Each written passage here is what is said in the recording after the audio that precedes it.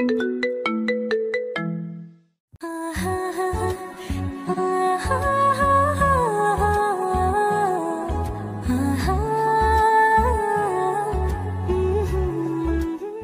করতে পারবে। এখন আমি তাড়িয়ে দিলে আমার কাছ থেকে চলে গিয়ে আবার অন্য কারোর সাথে মিশবে। তার চেয়ে ভালো এই মেয়েটাকে অনেক দিনের জন্য আমার কাছেই রেখে দেই। তখনই বললাম, আমি তোমার পাশে থাকতে চাই। রাখবে তোমার পাশে? সতীদাদের পাশে থাকতে নেই। আর আমি ছেলের জাতটাকে ঘৃণা করি। আপনি আপনার কাজ শেষ করুন, এমনিতেই রাত প্রায় শেষের পর্যায়ে। বুঝতে পারলাম ছেলেদের প্রতি ওর যথেষ্ট ঘৃণা জন্মে গেছে। এইভাবে মেয়েটাকে আমার কাছে রাখতে পারবো না, অন্য একটা বুদ্ধি খাটাতে হবে। ওই যে একটা ব্যাগ দেখছো, ওই ব্যাগে অনেক টাকা আছে, প্রায় 10 লক্ষ টাকার মতো আছে। আমি জানি এই 10 লক্ষ টাকা তুমি পতিতা পেশায় কয়েক মাসেও কামাতে পারবা না। তো আমি যদি তোমাকে ওই টাকাগুলো দিয়ে দেই, বিনিময়ে আমাকে কি দিবা? কথাটা বলতেই মেয়েটা কেমন অবাক হয়ে আমার দিকে তাকিয়ে রইল আর বলতে লাগলো, আপনি যা চাইবেন তাই। দরকার পড়লে সারা দিন সারা রাত সব সময় আপনার সাথে কাটাবো, কিন্তু তারপরও আমার মাকে বাঁচানোর জন্য টাকাগুলো দরকার। একটা শর্তে তোমাকে টাকাগুলো দিব। কি শর্ত? কাল থেকে শুরু করে টানা 2 মাসের জন্য তুমি আমার, সব সময় আমার সাথে থাকতে হবে। যা বলবো তাই করতে হবে, কোনো কথাই না করতে পারবা না। এই 2 মাসে তোমার কাছে আমার যেটা যেটা ইচ্ছা সব তোমাকে পূরণ করতে হবে। আমার সাথে রাত দিন সব সময় কাটাতে হবে। রাজি আছো? আমি রাজি, তবুও টাকাগুলো আমার চাই। আমার মাকে বাঁচাতেই হবে। অবাক হয়ে গেলাম, মেয়েটা বিন্দু পরিমাণও ভাবার টাইম নিল না, এক কথায় সে রাজি। ভেবে বলছো তো? আমি রাজি। ঠিক আছে, টাকাগুলো তুমি কালই পাবে। আর এখনই আমার সাথে চলো। কোথায়? আপনি আপনার কাজ করবেন না? আমাকে তো সকালে বাসায় যেতে হবে। চুপচাপ এখন আমার সাথে চলো। তখনই মেয়েটাকে আগে ওর শাড়িটা পরিয়ে দিলাম আর ওকে ওয়াশরুম থেকে ফ্রেশ হয়ে আসতে বললাম। তারপরও ওকে নিয়ে আমার গাড়িতে উঠলাম। ও কেমন ভয়ে ভয়ে গাড়িতে উঠলো। প্রচন্ড ভয় পাচ্ছে মেয়েটা, হয়তো ভাবছে তাকে কোথাও নিয়ে কিছু করে ফেলবো। গাড়ি ড্রাইভ করছি, হঠাৎ মেয়েটাকে বললাম, এই মেয়ে, এতক্ষণ আমার সাথে আছো অথচ নামটাই জানি না। আর কাল থেকে তো তুমি আমার সাথেই থাকবা। তো নাম কি তোমার? জি, আনিকা আক্তার। খুব সুন্দর নাম, রূপের সাথে নামের অনেক মিল আছে। আর আমার নাম আকাশ, সবাই আবিদ বলেই ডাকে। এখন থেকে তুমিও আবিদ বলেই ডাকবা। আমি নাম ধরে ডাকতে পারবো না, স্যার বলে ডাকি। কি বলছো? আমি যেটা বলছি চুপ করে সেটাই শুনবা, বুঝছো? আদিব। আ করছো কেন? বলো আবিদ। আবিদ। এবার বলো গ্রামের বাসা কোথায়? আমরা এখন সেখানেই যাব। কিন্তু? কোনো কিন্তু নাই। এইদিকে তোমার আম্মুর অবস্থা অনেক খারাপ, তাই দেরি করা একদমই লাভ হবে না। তারপরই ওর থেকে ঠিকানা নিয়ে ওদের গ্রামের বাসায় চলে গেলাম। যেতে যেতে প্রায় সকাল হয়ে গেল আর ওর আম্মুকে ওখান থেকে নিয়ে আসলাম। ঢাকাতে এনে বড় একটা ভালো হসপিটালে ভর্তি করে দিলাম। আপনার এই ঋণ কিভাবে শোধ করব আমি? হয়তো নিজের জীবন দিয়ে দিয়েও আপনার এই ঋণ আমি শোধ করতে পারবো না। শোধ করার দরকার নেই। আর হ্যাঁ, শর্ত অনুযায়ী আজ থেকে আমি যা যা বলবো সব তোমাকে মানতে হবে। বলুন, আমাকে কি করতে হবে? এখন থেকে আমাকে তুমি করে বলবা আর আমার নাম ধরে ডাকবা। যদি এর ব্যতিক্রম করো তাহলে? এই না, আপনি যেটা বলবেন সেটাই করব। আবার আপনি? তুমি। তোমার আম্মু এখন ঘুমাবে, ডাক্তার ওনাকে ঘুমের ওষুধ দিছে। আনিকাকে নিয়ে বাসায় আর আসলাম না, একদম কাজী অফিসে চলে গেলাম। কাজী অফিসে দেখে আনিকা বলে উঠলো, কাজী অফিসে কেন? আর কার বিয়ে? তোমার আর আমার বিয়ে। মানে?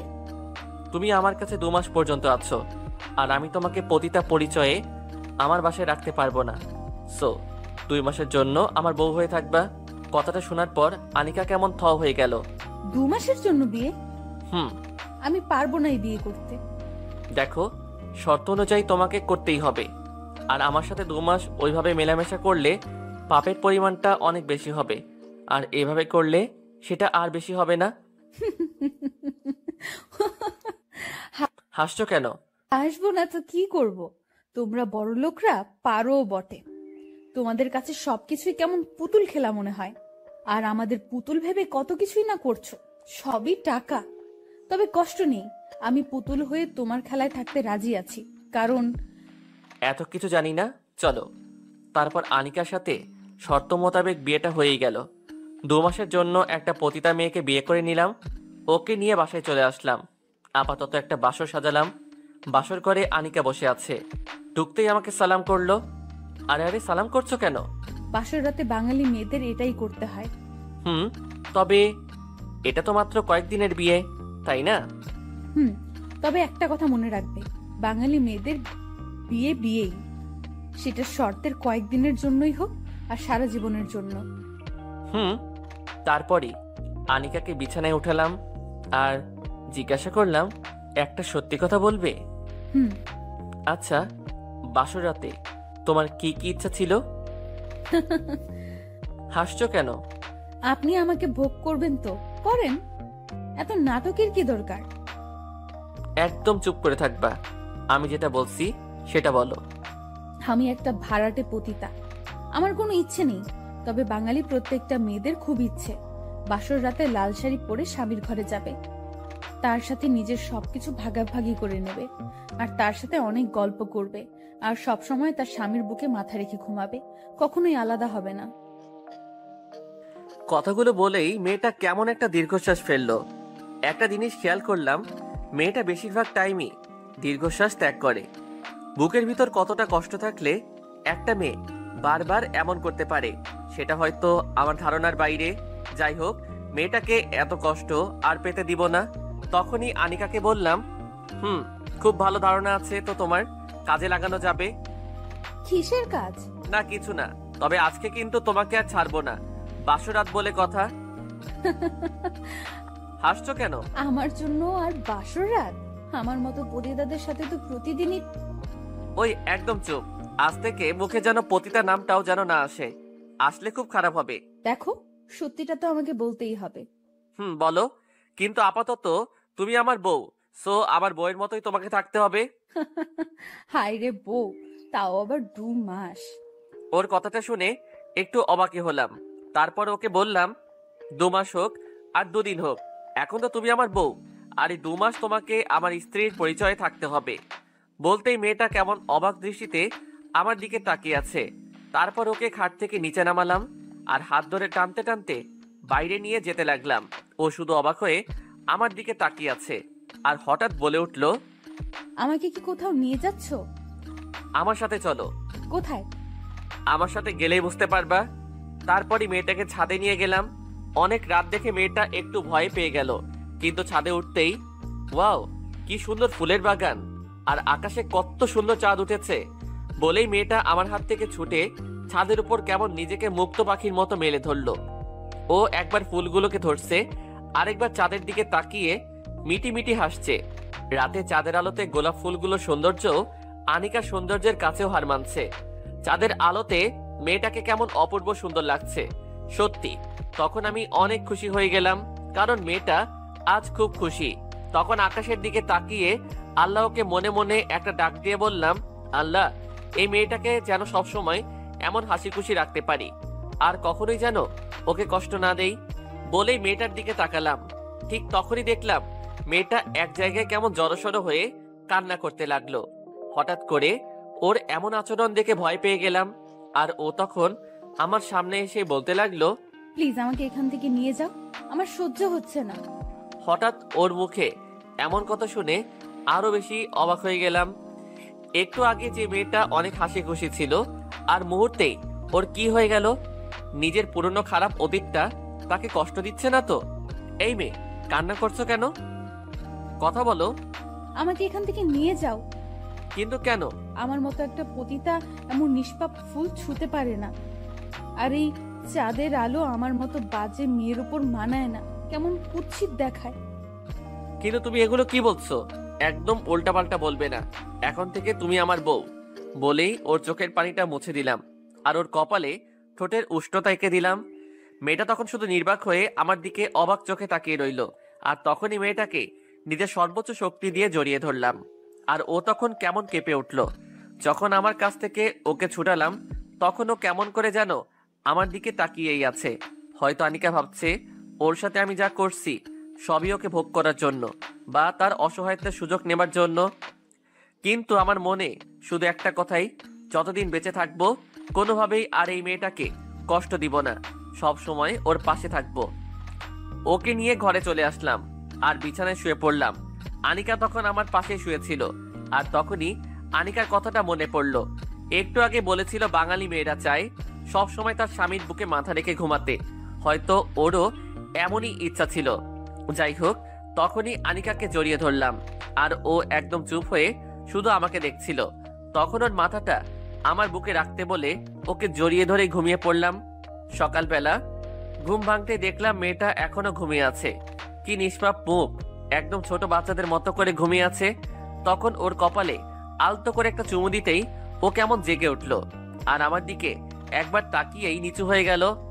তারপর দুজনে ঘুম থেকে উঠলাম, ফ্রেশ হয়ে খেয়ে দুজনেই হাসপাতালে আনিকার আম্মুর কাছে চলে গেলাম। ওর আম্মু তখন ঘুমাচ্ছিল, ওকে হসপিটালে রেখেই চলে আসলাম। আর আসার আগে ওকে বলে এসেছি কোনো কারণেই যেন বাইরে বের না হয়, সব সময় আম্মুর পাশে যেন থাকে, আর কোনো কিছু লাগলে আমাকে যেন ফোন দেয়। মেয়েটা শুধু মাথা নাড়ছিল। আমি অফিসে চলে গেলাম। আজ অনেকদিন পর অফিস যাচ্ছি। সবাই আমাকে দেখে আজ একটু বেশি অবাক, কারণ অনেকদিন অফিসে যাই না। যাই হোক, আনিকাকে নিজের লাইফে জড়ানোর সাথে সাথেই ভাবলাম নিজেকেও ঠিক করে ফেলি, ভালো হয়ে যাই আর ওকে নিয়ে সুখেই থাকি। 15 দিন পর আনিকার আম্মু এখন অনেকটাই সুস্থ, কিন্তু আরো কিছুদিন হসপিটালে থাকতে হবে আর একটা অপারেশন করতে হবে। ওই অপারেশনের উপরই নির্ভর করবে ওর আম্মু বেঁচে থাকবে না পৃথিবী থেকে বিদায় নিবে। তবে ডাক্তার যতটা আমাকে বলেছে বেঁচে যাওয়ার সম্ভাবনাই বেশি। আর এই কথাগুলো আনিকা জানে না। সে জানে ওর আম্মু সুস্থ আছে আর খুব শীঘ্রই আবার আগের মতো হয়ে যাবে। আনিকা আমার লাইফে আসার পর আমি অনেক পাল্টে গেলাম। আমার অফিস সবকিছু এখন নিয়মিত চলে। তবে এখনো আমার একটা ভালো কাজ বাকি আছে, সেটা হলো আনিকার মামা ওই জানোয়ারের বাচ্চাটাকে শেষ করে দেওয়া। এখন প্রতিদিনই আনিকা আমার বুকে মাথা রেখে ঘুমায়, খুব শান্তি লাগে মনে। কিন্তু সবকিছুর ভিতরই আনিকা কেমন অস্বস্তি ফিল করত। এই তো সেদিন রাতের বেলা, আনিকা তুমি কি কাল আমার সাথে আমার অফিসে যাবে? কেন? না, বলছিলাম কি আমার সাথে একটু ঘোরাঘুরি করলে হয়তো তোমার ভালো লাগতে পারে। ভালো বলতে আমার জীবনে কিছুই নেই, সবই অন্ধকার। তবে আমার জন্য তোমাকে চিন্তা না করলেও চলবে, তুমি নিজের জন্য চিন্তা করো। ওর এমন কথা শুনে একটু হতাশ হলাম।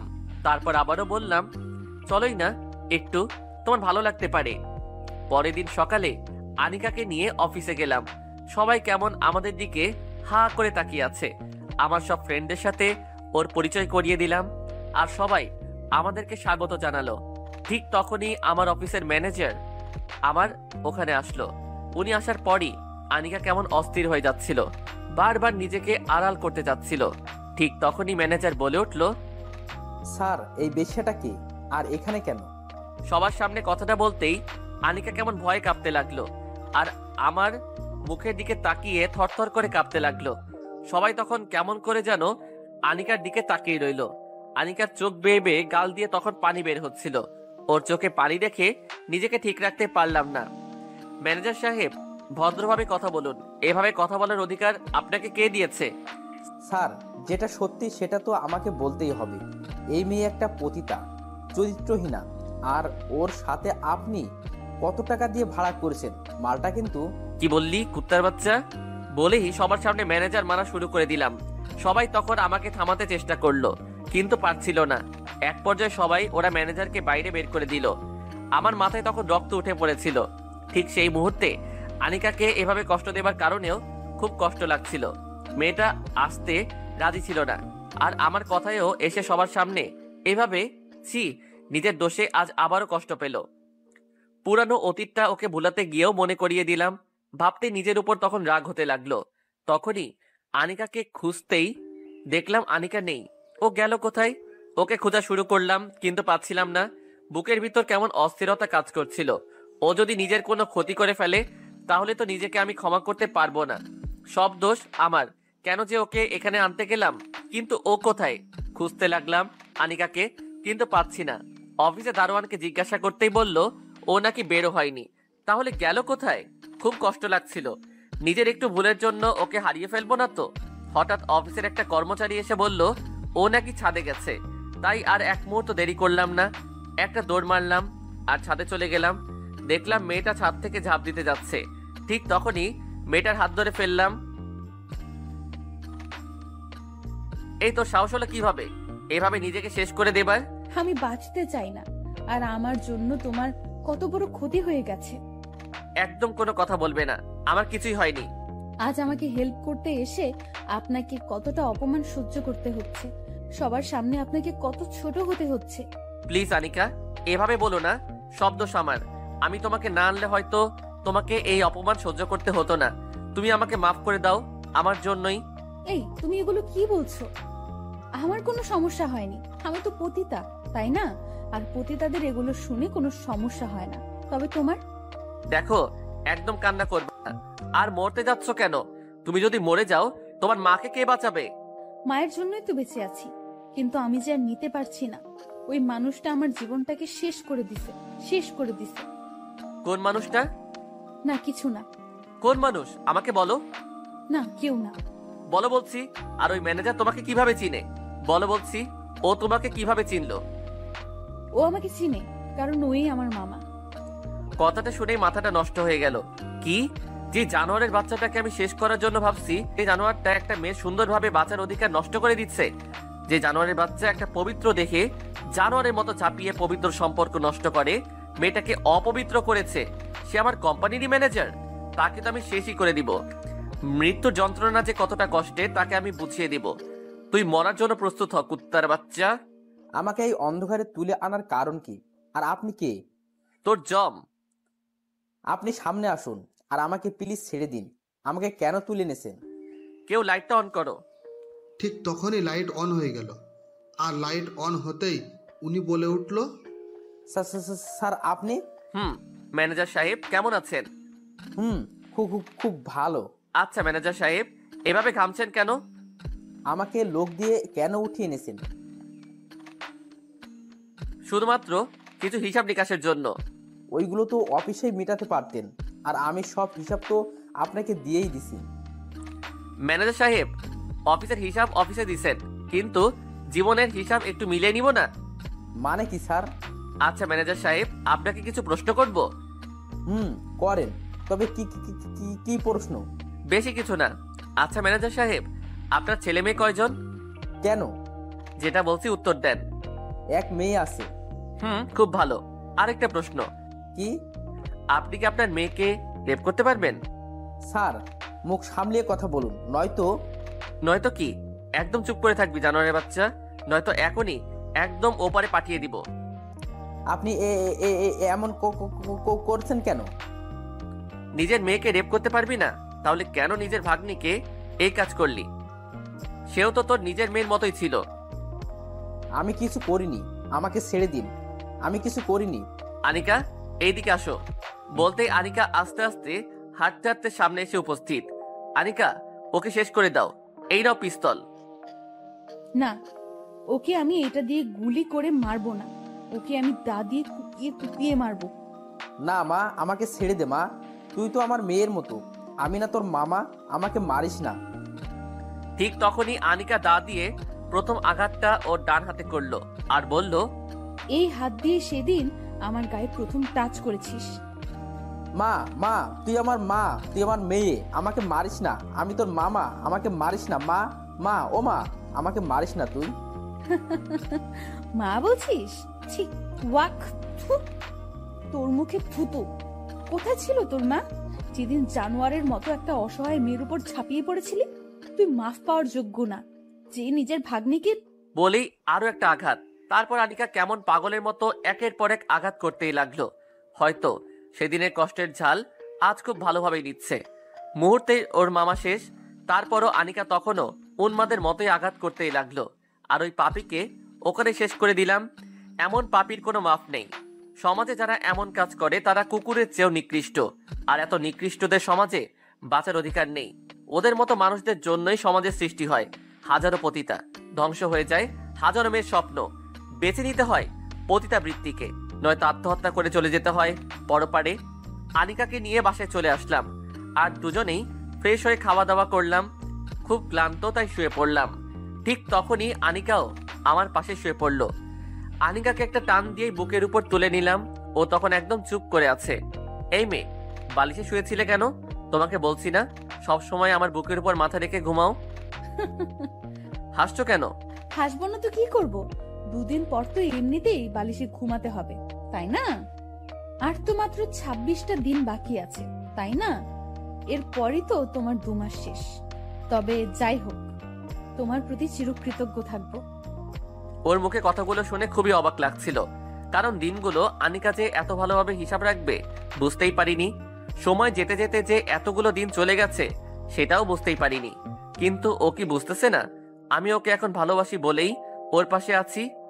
কি হলো আবিদ সাহেব, চুপ কেন?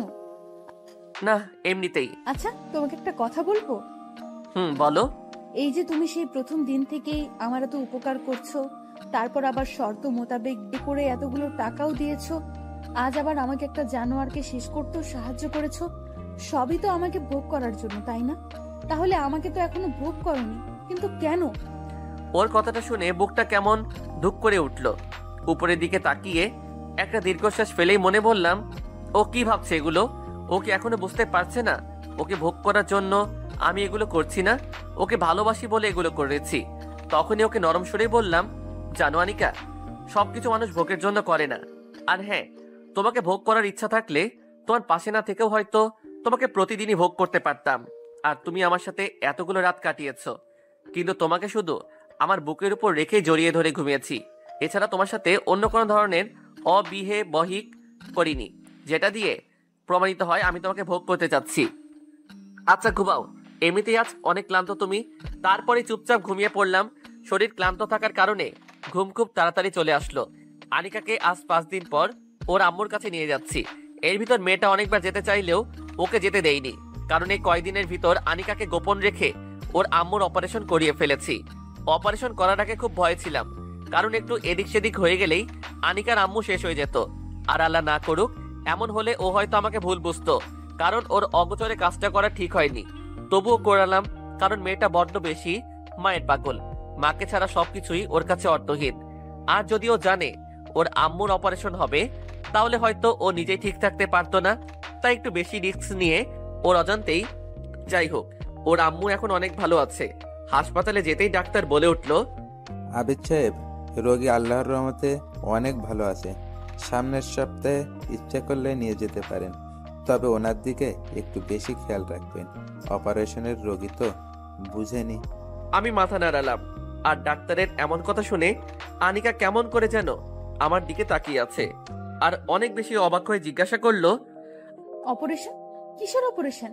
আর কার অপারেশন? আমি তোমাকে পরে বলছি, আগে চলো মাকে দেখে আসি। না, তুমি আগে বলো কিসের অপারেশন?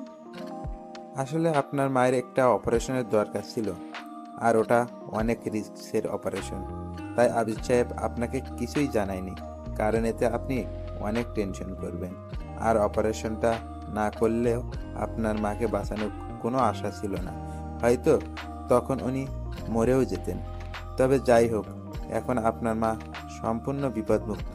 খুব শীঘ্রই আপনার মা ভালো হয়ে যাবে। বলেই ডাক্তার চলে গেল।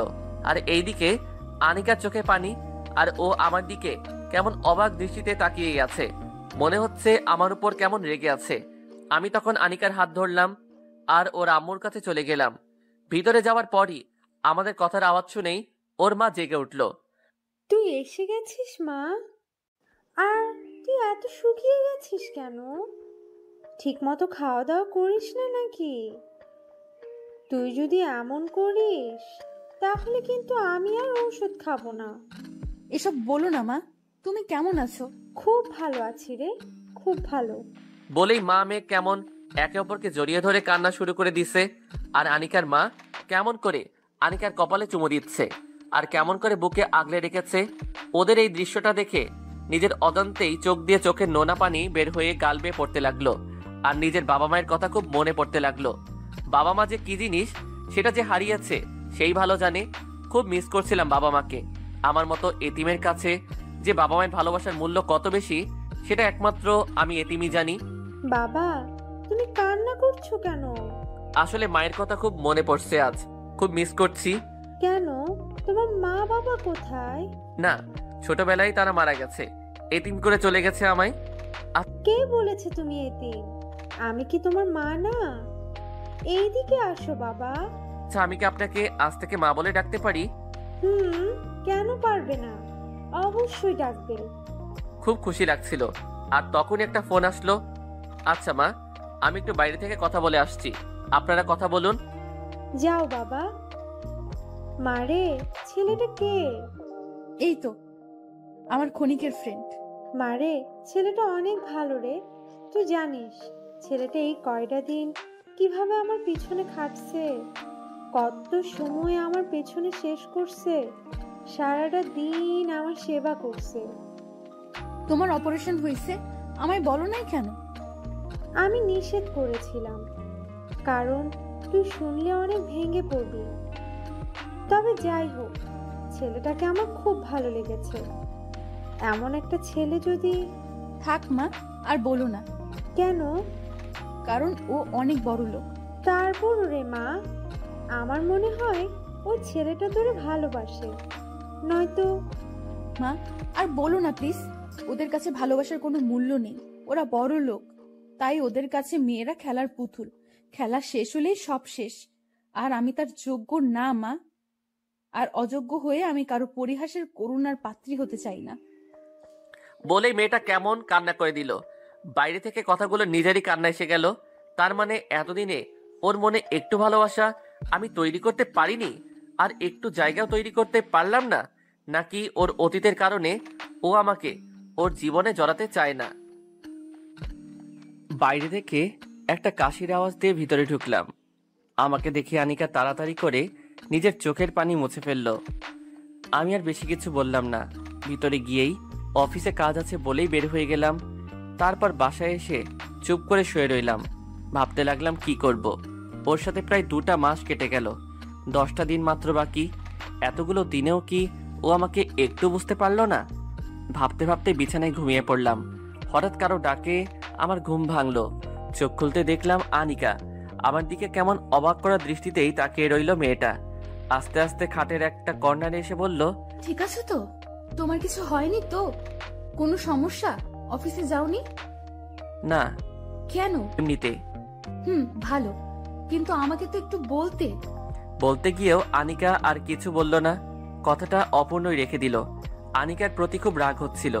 ও কি একটু বুঝতে পারছে না তাকে আমি কতটা ভালোবাসি? ও কি আমাকে একটুও বুঝবে না, নাকি বুঝতেই চায় না? ওর প্রতি বুক ভরা অভিমান নিয়ে চুপ করে শুয়ে রইলাম। তুমি খাবে না? না খেয়ে শুয়ে থাকবা? তোমার খেতে ইচ্ছে করলে তুমি খেও, তারপর ঘুমিয়ে পড়ো।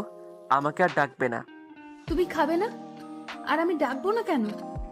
ওই, ডাকবে না তো ডাকবে না, আর একটা যদি ডাক দাও তাহলে... তোমাকে আর বলতে হবে না। আর আমি এভাবে বলার কারণে লজ্জিত। আসলে নিজের অবস্থানের কথাটা ভুলেই গেছি। আর তো মাত্র 10 দিন, তারপরে তো চলে যাব। ওর চলে যাবার কথাটা শুনে বুক ফেটে কান্না আসছিল। খুব কষ্ট লাগছিল। মনে মনে বলছিলাম, হায় রে আনিকা, একটু রাগ দেখালাম বলে খুব সহজে উল্টাপাল্টা বুঝে নিলে। কিন্তু তোমাকে ভালোবাসি বলেছে, তোমার পাশে থাকতে যাচ্ছি, সেটা তুমি হয়তো কখনোই আর বুঝবে না। বলেই বুক ফাটা একটা দীর্ঘশ্বাস ফেললাম। এরপরও ও কয়েকবার ডেকেছিল খেতে, কিন্তু ওর প্রতি একটু রাগ নিয়ে আবার নিষেধ করার কারণে আর ডাকিনি। চুপচাপ শুয়ে রইলাম। বুকটা খা খা করছিল। ওকে বুকের সাথে মিশিয়ে খুব শক্ত করে জড়িয়ে ধরে বলতে ইচ্ছে করছিল, আনিকা, খুব ভালোবাসি তোমায়, খুব বেশি ভালোবাসি। আমাকে না কখনো ছেড়ে যাবার কথা বলো না। কিন্তু সেদিন মনের ভেতরের আর্তনাদগুলো মুখ ফেটে বের করতে পারলাম না। কিছুক্ষণ পর আনিকাও আমার পাশেই শুয়ে পড়ল। প্রতিদিন পাগলিটাকে বুকে নিয়ে ঘুমাই। আমার বুকটা ওর জন্য বালিশ বানিয়ে দেই। কিন্তু আজ অভিমান করে ওকে আর আমার বুকে টেনে নিলাম না। ভাবলাম ও হয়তো আমাকে বলবে, আবির, আমি না তোমার ওই বুকে অনেক শান্তি পাই, আমাকে সবসময় তোমার ওই বুকের মধ্যেই রাখবা। আর আজকে আমাকে রাগ করে কেন বালিশে শুয়ে থাকতে বলছো? আমি কিন্তু তোমার বুকে ঘুমাবো। কিন্তু আফসোস, আনিকা এগুলো বলবে তো দূরে থাক, ওর কল্পনায়ও এগুলো আসে না। আর হয়তো আমার সাথে শর্তের কারণে যতটুকু থাকছে, নয়তো ও হয়তো আমার কাছে কখনোই থাকতো না। বিছানায় ওর অপর দিকে মুখ করে বালিশে চোখ ভিজাচ্ছিলাম। লাইটটা অফ আছে, তাই হয়তো ওর চোখে আমার চোখের পানি পড়বে না।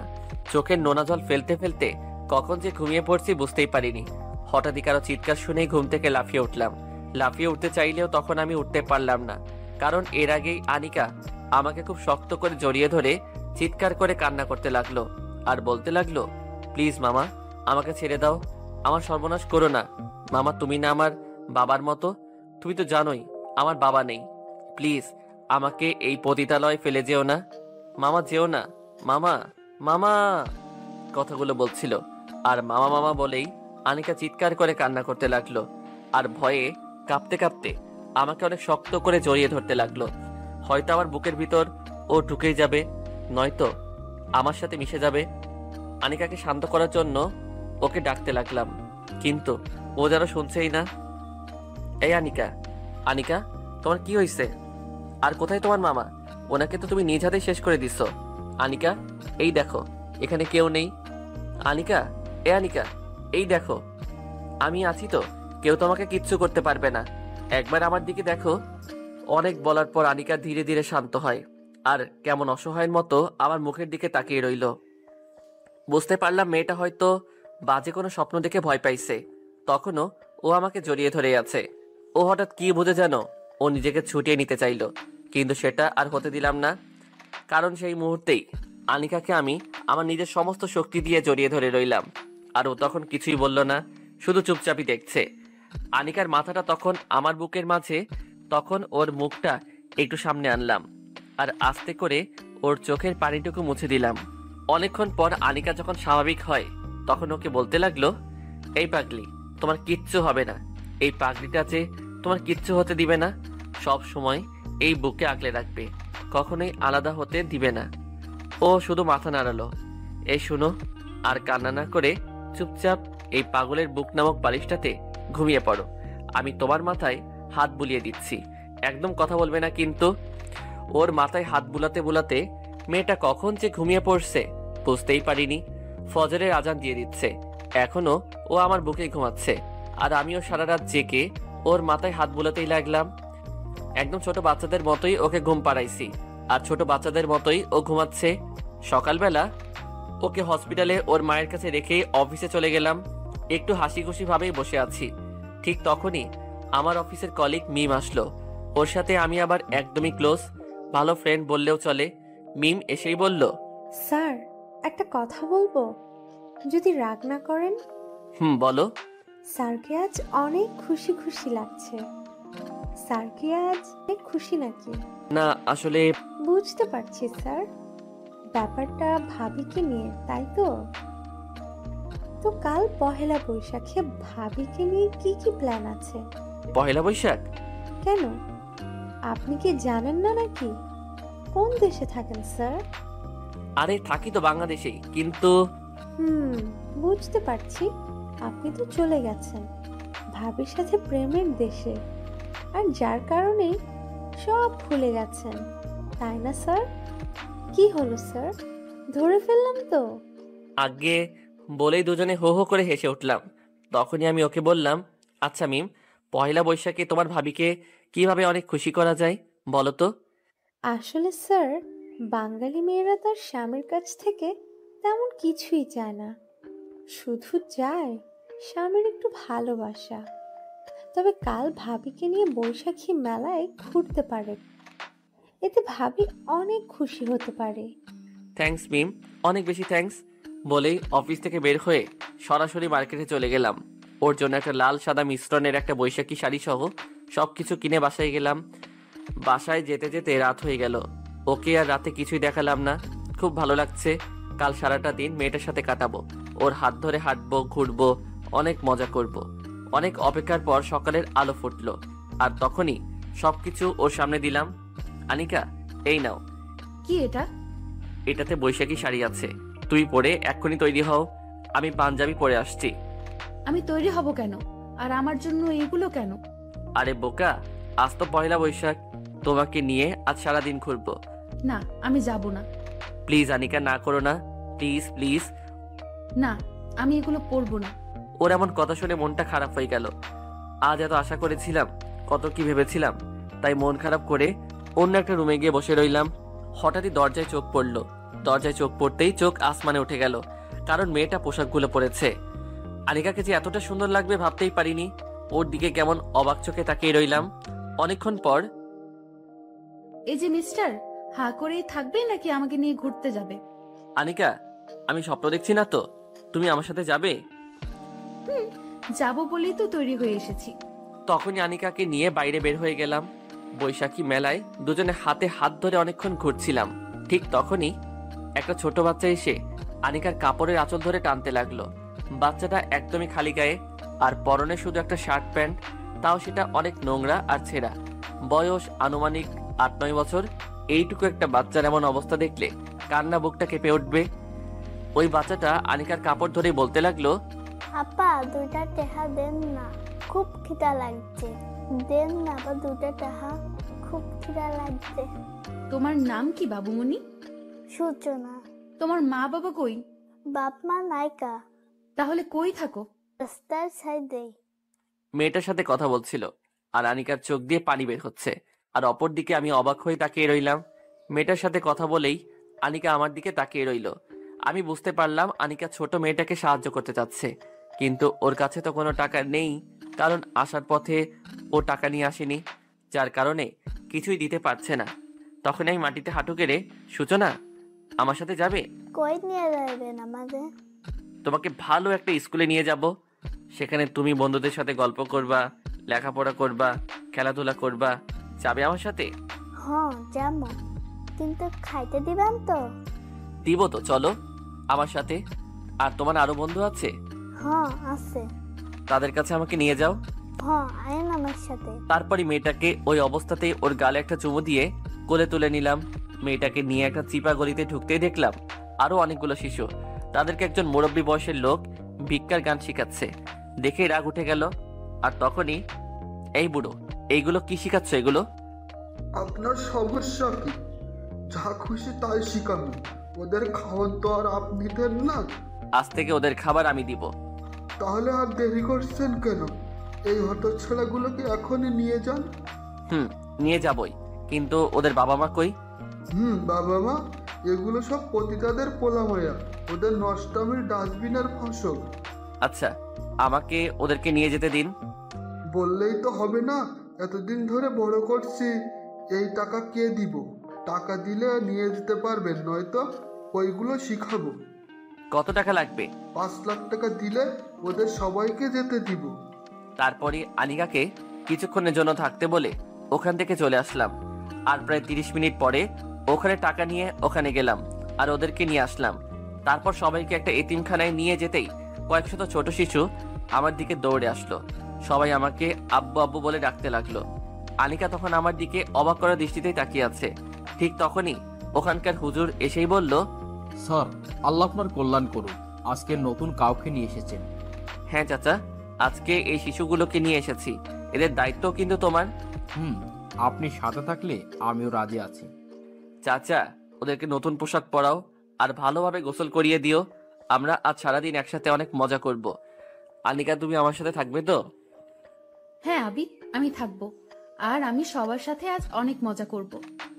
ঠিক তখনই সব বাচ্চাদের ডাক দিয়ে বললাম, বাবুরা, এটা তোমাদের নতুন আম্মু। ওকে সবাই আম্মু বলেই ডাকবা। বলতে না বলতে সব শিশুরা দৌড়ে আনিকার কোলের দিকে দৌড়ে গেল।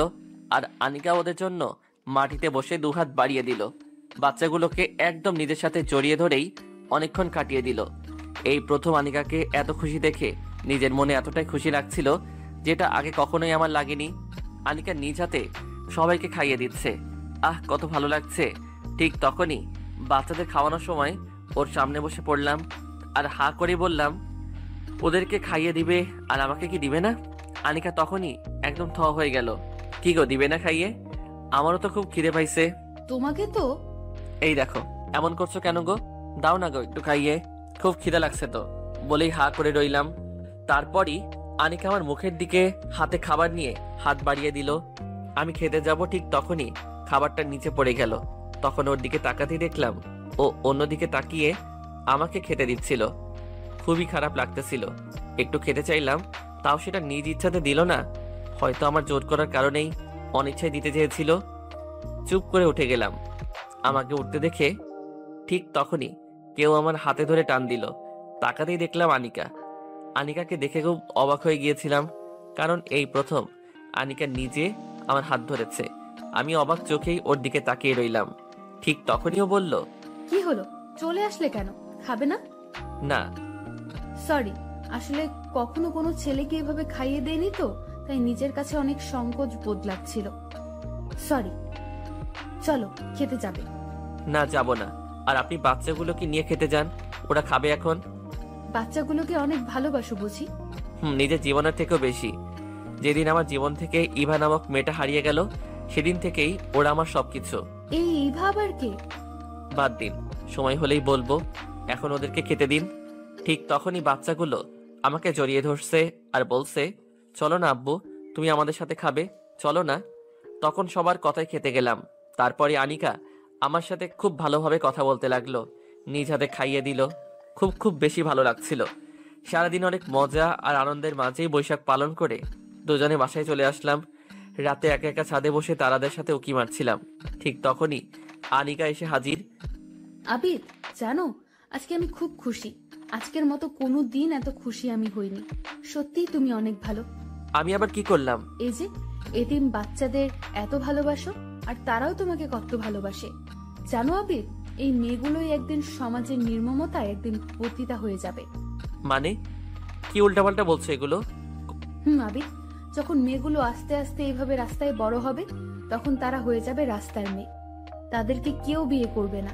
অভাবের তাড়নায়, ক্ষুধার জ্বালায় তারা একদিন এই পতিতা পেশাই বেছে নিত, আর সমাজে তখন আরো পতিতা বেড়ে যেত। কথাটা বলেই মেয়েটা কান্না করে দিল। বুঝতেই পারলাম না হঠাৎ আনিকা এগুলো কেন বলছে, আর কেনই বা এমন কান্না করে দিল। ঠিক কিছুক্ষণ পরই মাথায় আসতে লাগলো, ও তো মিথ্যে বলেনি। মেয়েগুলো যখন একটু বড় হয়ে যেত, রাস্তায় থাকার কারণে মানুষরূপী অনেক শেয়াল কুকুরের থাবার নিচে নিজেদের বলি দিতে হতো, আর একটা সময় ঠিকই খারাপ পথটাই বেছে নিত। কথাগুলো যদিও আগে কখনোই ভাবিনি, কিন্তু আনিকার এমন আচরণ দেখেই মনের ভিতর ভাবনার সঞ্চার হতে লাগলো। আবিদ, তুমি না ওদেরকে কখনোই খারাপ হতে দিও না। খারাপ পথটা অনেক কষ্টের। একবার খারাপ হয়ে গেলে নিজেকে আর ভালো করা যায় না। এই, তুমি এইগুলো কি বলছো? সত্যিই বলছি। পতিতা শব্দতে মাত্র 3টা অক্ষর, কিন্তু এর ভয়াবহতা যে কতটা খারাপ সেটা আমার মতো পতিতারাই জানে। কি বললি তুই? তোকে বলছি না কখনোই নিজেকে পতিতা বলবি না। সবকিছু ভুলে যেতে, ভুলে গিয়ে সুন্দরভাবে জীবনযাপন করতে। আর একবার যদি নিজেকে পতিতা বলিস, তাহলে রেগে ওকে মারতেই চোখ দিয়ে পানি বের হতে লাগলো।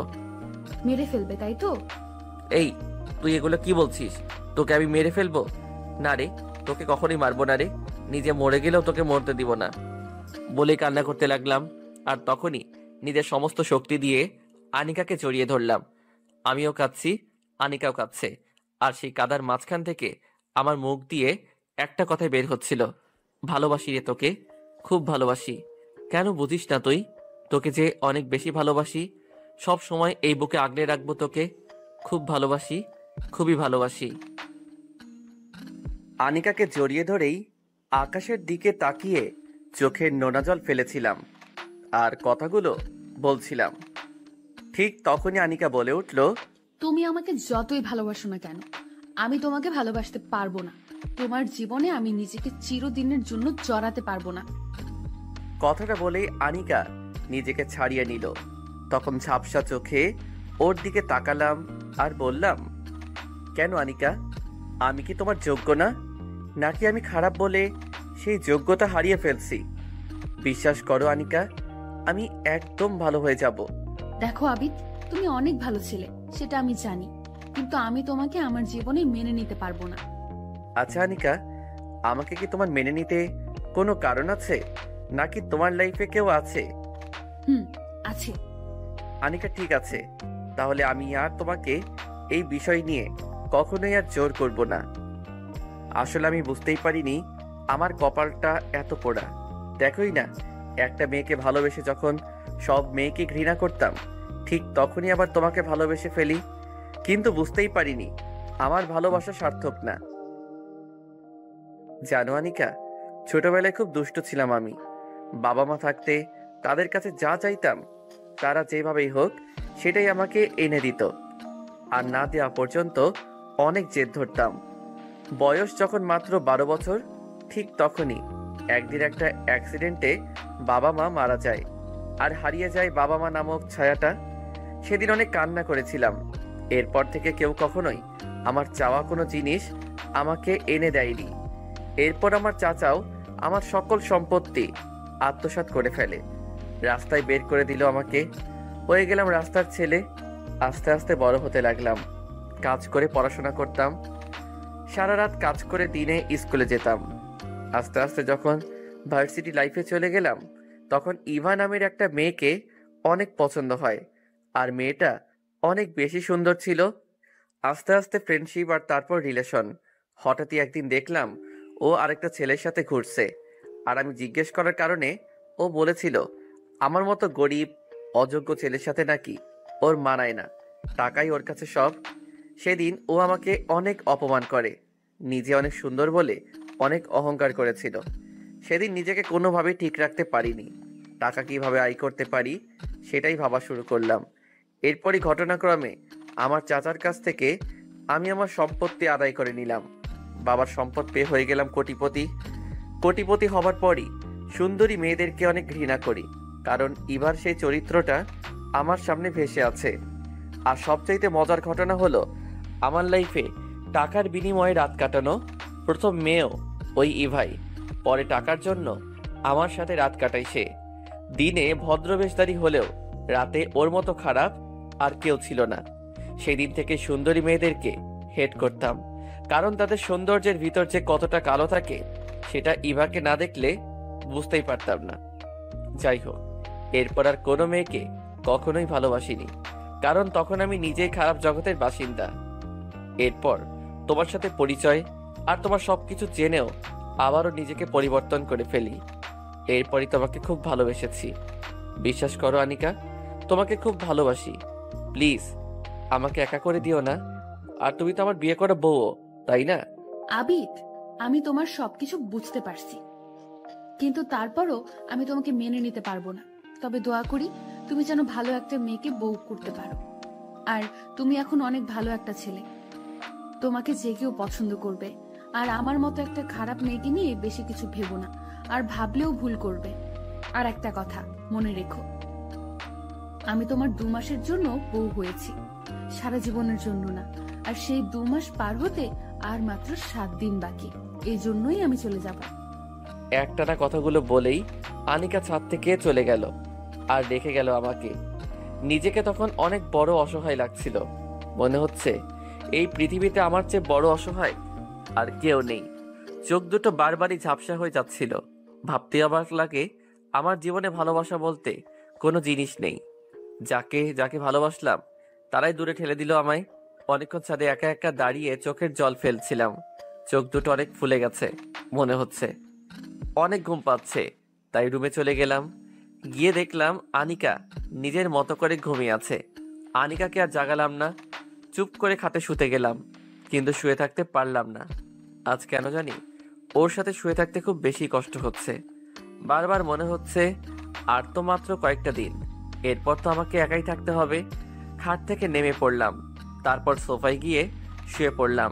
কখন ঘুমিয়ে পড়ছি সেটা হয়তো মনে নেই, তবে যখন ঘুমটা ভেঙে গেছে তখন ঠিক ঘড়িতে রাত 3টা বেজে 39 মিনিট। একদমই ঘুম আসছে না। ঘুমহীন ভাবেই রাতটা কেটে গেল। সকালবেলা আনিকাকে হসপিটালে রেখে অফিসে চলে গেলাম। অফিস থেকে ফিরে আবার হসপিটালে গেলাম, কারণ আজকে আনিকার আম্মুকে বাসায় নেওয়ার কথা। হসপিটালে গিয়ে ওদেরকে পেলাম না। এর আগেই ওরা ওখান থেকে বের হয়ে গেছে। আনিকাকে ফোন দিলাম, আনিকা কোথায় আছো? বাসায় কেন? না তেমন কিছুই না। তোমার আম্মুকে বাসায় নিয়ে গেছো? হুম। খুব ভালো। তবে আমাকে কি সাথে নিয়ে গেলে বা আমাকে বললে কি আমি সাথে থাকতাম না? আসলে বুঝতে পারিনি, সরি। আচ্ছা আমি বাসায় আসতেছি বলেই ফোনটা কেটে দিলাম। বাসায় চলে গেলাম। ওদের সাথে অনেক মজা করলাম। এখন ওর থেকে দূরত্ব বজায় রেখে চলতে হয়, কারণ ওর আম্মু জানে না আমরা বিয়ে করেছি। উনি জানে ও আর আমি বন্ধু। ওর আম্মু, আমি আর আনিকা 3 জনে মিলে খুব আনন্দে দিন কাটাচ্ছিলাম। সবার মুখেই হাসি ছিল। আনিকার আম্মু মন থেকে আমাকে অনেক পছন্দ করত। আর উনি আমাকে কয়েকবার বলেছিল আনিকা আমি বিয়ে করে সব সময়ের জন্য রেখে দিতে, কিন্তু বারবারই তখন আনিকা অমত করে। হঠাৎই আনিকা আমাকে বলল, আবির, কিছু কথা বলার ছিল। বলো আনিকা। একটু ছাদে আসো। আনিকা তখন ছাদে চলে গেল। আমিও তার পিছু পিছু গুটি গুটি পা বাড়াচ্ছিলাম আর ভাবছিলাম আনিকা কি বলতে যাচ্ছে আমায়। সে চলে যাবে না তো? ভাবতেই কেমন কষ্ট লাগে, কিন্তু কিছু কষ্ট দৃষ্টির আড়ালেই থাকে। ছাদে গেলাম, গিয়েই বললাম, বলো আনিকা কি বলতে চাও? আবিদ, তুমি আমার অনেক উপকার করেছো, আমার মায়ের জীবন বাঁচাতেও অনেক সাহায্য করেছো। আসলে তোমার উপকারের ঋণ হয়তো কখনোই শেষ করতে পারবো না। হঠাৎ এগুলো বলছো যে? আসলে আজকের দিন গড়িয়ে রাত পার হলেই তো তোমার 2 মাস শেষ, আর তারপরে তো আমি চলে যাব, আর কাল সকালেই আমি মাকে নিয়ে চলে যাব। কি হলো, কিছু বলছো না যে? আসলে আমার কিছুই বলার নেই আনিকা, তবে দিনগুলি যে এত তাড়াতাড়ি শেষ হয়ে গেছে সেটা খেয়ালই করিনি। তবে তোমাকে আমি আর আটকাবো না। যদি কখনো মনে হয় আমার কাছে তুমি ভালো থাকবে তাহলে চলে এসো। আমার মনের দরজা তোমার জন্য সব সময় খোলা থাকবে। ধন্যবাদ। তবে আমার এক অনুরোধ রাখবে আনিকা। কি অনুরোধ? কাল যখন চলে যাবে তোমাদেরকে আমি ড্রাইভ করে তোমার বাসায় পৌঁছে দিব। তবে সমস্যা নেই, যদি প্রবলেম থাকে তাহলে যাব না। তখন আনিকা আমার দিকে কেমন অবাক চোখে তাকিয়ে রইল আর মাথা নাড়ালো। সেদিন রাতে আনিকা সহ সবার সাথে অনেক বেশি মজা করেছিলাম। তারপর আনিকা ওর আম্মুর সাথে ঘুমাতে চলে গেল। আমিও চলে গেলাম ছাদে। সারা রাত না ঘুমিয়ে একটার পর একটা সিগারেট টানতে লাগলাম। মনের কষ্টগুলোকে সিগারেটের ধোঁয়ার সাথে মিশিয়ে দিচ্ছিলাম। খুব কষ্ট লাগছিল, কারণ আনিকাকে যে এতটা ভালোবেসে ফেলবো বুঝতেই পারিনি। আর ওর কি দোষ? ও নিজেও তো অন্য আরেকজনকে ভালোবাসে। আমি যেমন আনিকাকে কাছে পেতে চাই, ঠিক তেমন ও নিজেও তো ওর ভালোবাসার মানুষকে কাছে পেতে চাই। এই কথাগুলো বলেই নিজেকে বারবার সান্ত্বনা দিচ্ছিলাম। হঠাৎই ফজরের আজান দিচ্ছে। আজান শুনে ছাদ থেকে নেমে রুমে চলে গেলাম। সকালে খাওয়া দাওয়া করে ওদের বাসার উদ্দেশ্যে রওনা দিলাম। খুব দ্রুত গাড়িটা চলছে আর খুব দ্রুতই হারিয়ে যাচ্ছে আমার আনিকা। বিকেলের দিকে ওদের বাসায় পৌঁছে গেলাম। ওদেরকে নামিয়ে দিয়েই, আনিকা আমি তাহলে চলে যাচ্ছি, ভালো থেকো আর মায়ের প্রতি যত্ন নিও। সে কি বাবা, তুমি মাত্র আমাদেরকে বাসায় পৌঁছে দিছো, এখন তুমি নিজেই অনেক ক্লান্ত, একটু রেস্ট নিয়ে খেয়ে দে তারপর যাও। না গো মা, সব জায়গায় থাকার আর খাওয়ার অধিকার হয়তো আল্লাহ সবার কপালে লিখেনি, তবে আপনি বলেছেন এতে আমি খুশি। আনিকা আমি চলে যাচ্ছি, ভালো থেকো। একটু থেকে গেলে কি হয় না? না আনিকা, তুমি তো জানোই আজকে আমার কাজ শেষ। আজ আমি অপ্রয়োজনীয়। যাই হোক, ভালো থেকো আনিকা, অনেক সুখে থেকো। তুমিও সুখে থেকো, আর ভালো একটা মেয়ে দেখে বিয়ে করে সুখে সংসার করো। করতে চেয়েছিলাম তো, কিন্তু সেটা হলো না। আর এখন নতুন করে আমার কোনো ইচ্ছা নেই। ভালো থেকো গো পাগলি, খুব ভালো থেকো বলেই ওখান থেকে চলে আসলাম। আনিকার মা কয়েকবার আমার দিকে কেমন রহস্যজনকভাবে তাকিয়েছিল। হয়তো কিছু বুঝবে, হয়তো বা না।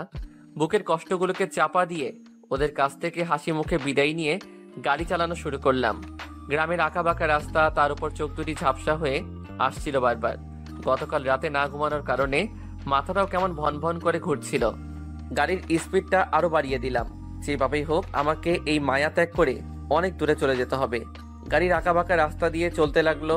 হঠাৎই মাথাটা কেমন ভন ভন করে ঘুরে গেল আর চোখ দুটি বন্ধ হয়ে গেল। সবকিছুই অন্ধকার মনে হচ্ছে। এরপর আর কিছু মনে নেই।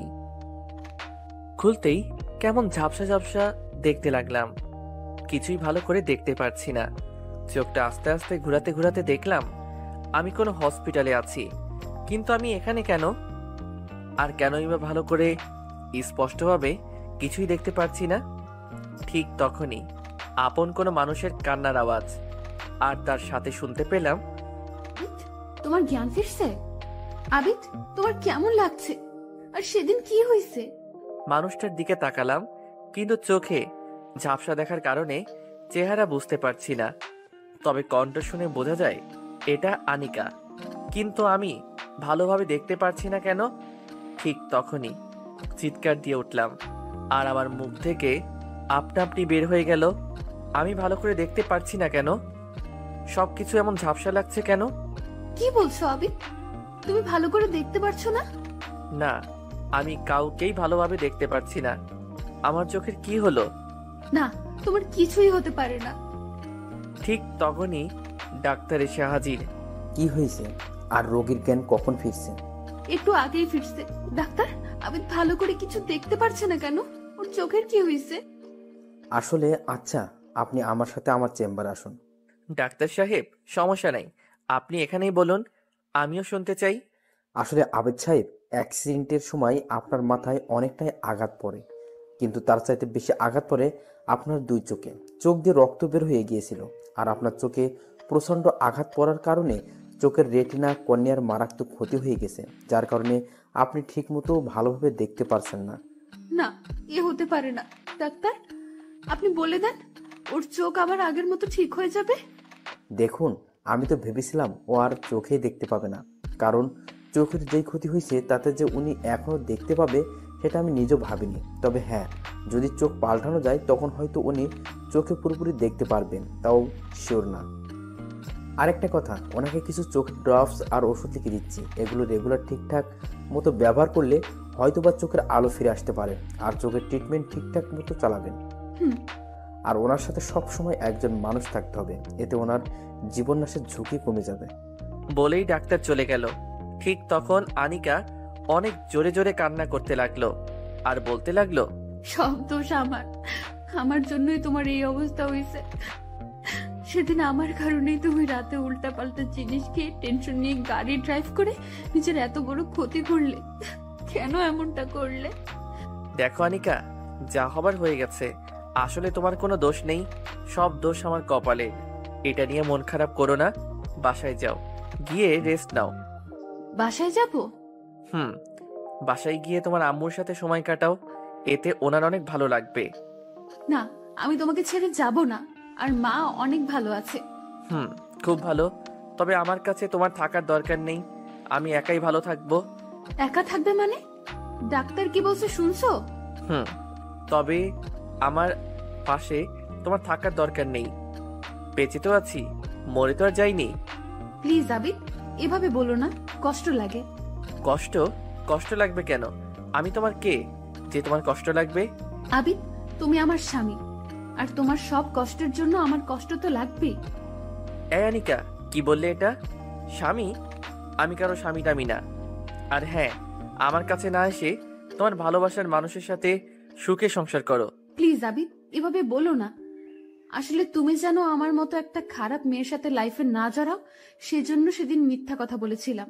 খুব ভালো করছো, এখন তুমি আসতে পারো। প্লিজ আবিদ, এমন করো না। আর আমার কিছু করার ছিল না। একটা মেয়ের অনেক কষ্টে সঞ্চিত সম্পদ ছিল তার ইজ্জত, যেটা প্রত্যেকটা মেয়ে অনেক কষ্টে আগলে রাখে আর তার স্বামীর হাতে সেটা তুলে দেয়। আর আমার কাছে কি বা ছিল যেটা তোমাকে দিব? আমি তো তোমার হক অক্ষত অবস্থায় রাখতে পারিনি। আমি চাইনি তোমাকে ঠকাতে। আমি তো একটা পতিতা, আর পতিতাদের তো সংসার করা মানায় না, যার কারণেই এগুলো বলেছিলাম। আবিদ, আমাকে তুমি মাফ নাই করো, মেনে নাই নাও, তবুও তোমার এই সময়টাতে তোমার পায়ের নিচে আমাকে একটু ঠাঁই দাও। বলেই মেয়েটা অনেক কান্না করতে করতে পায়ে পড়ে গেল আর অনেক ফুপাতে ফুপাতে কান্না করতে লাগলো। আনিকা, পা ছেড়ে দাও, আসলে কি বলবো বুঝতেই পারছি না। সেদিন তুমি তোমার অবস্থানের কথা চিন্তা করে আমার কাছ থেকে দূরে সরে গিয়েছিলে। আজ যদি আমি আমার এই করুণ অবস্থার কথা চিন্তা করে তোমাকে আমার জীবনে আর না জড়াই। কথাটা বলতেই আনিকা চিৎকার দিয়ে কেঁদে উঠল। প্লিজ আবিদ, এমনটা করো না। দরকার পড়লে তোমার যত প্রকার শাস্তি আছে সব আমাকে দাও, তারপরও এমন করো না। আর তুমি হয়তো জানো না, তোমার বুকে মাথা না রাখলে এখন আর ঘুমই আসে না, খুব কষ্ট হয়, বুক ফেটে কান্না আসে, অসহ্য মরণ যন্ত্রণা লাগে। এইগুলোর একটাই কারণ, আমিও যে তোমাকে ভালোবাসি, কিন্তু নিজে একটা পতিতা বলি সেগুলো প্রকাশ করতে কখনোই সাহস পাইনি। প্লিজ আমাকে ফিরিয়ে দিও না। বলেই আনিকা গলা কাটা মুরগির মতো ছটফট করতে লাগলো আর কান্নার পরিমাণ আরো বাড়িয়ে দিল। কি করব বুঝতে পারছি না। আমার এই অবস্থা দেখে যে মেয়ে আমার পাশে থাকতে চাচ্ছে সে মেয়ে নিঃসন্দেহে আমাকে ভালোবাসে। আচ্ছা আনিকা, আমার শরীর ভালো হলে তুমি চলে যাবে তো? একটু নীরবতা পালন করে বলে উঠল, তুমি যদি চাও তুমি সুস্থ হলে আমি চলে যাই, তাহলে তাই হবে। একেবারে থাপ্পড় দিয়ে দাঁত ফেলে দিব। তাহলে আসারই দরকার নেই। যদি সারা জীবনের জন্য আমার কাছে আসতে পারো তাহলে এসো, আর যদি না পারো ক্ষণিক সময়ের জন্য আসার দরকার নেই। রাজি, কখনোই তোমাকে ছেড়ে যাব না। জীবন থাকতে তোমাকে একা করব না। আর আমাকে অনেক ভালোবাসতে হবে কিন্তু।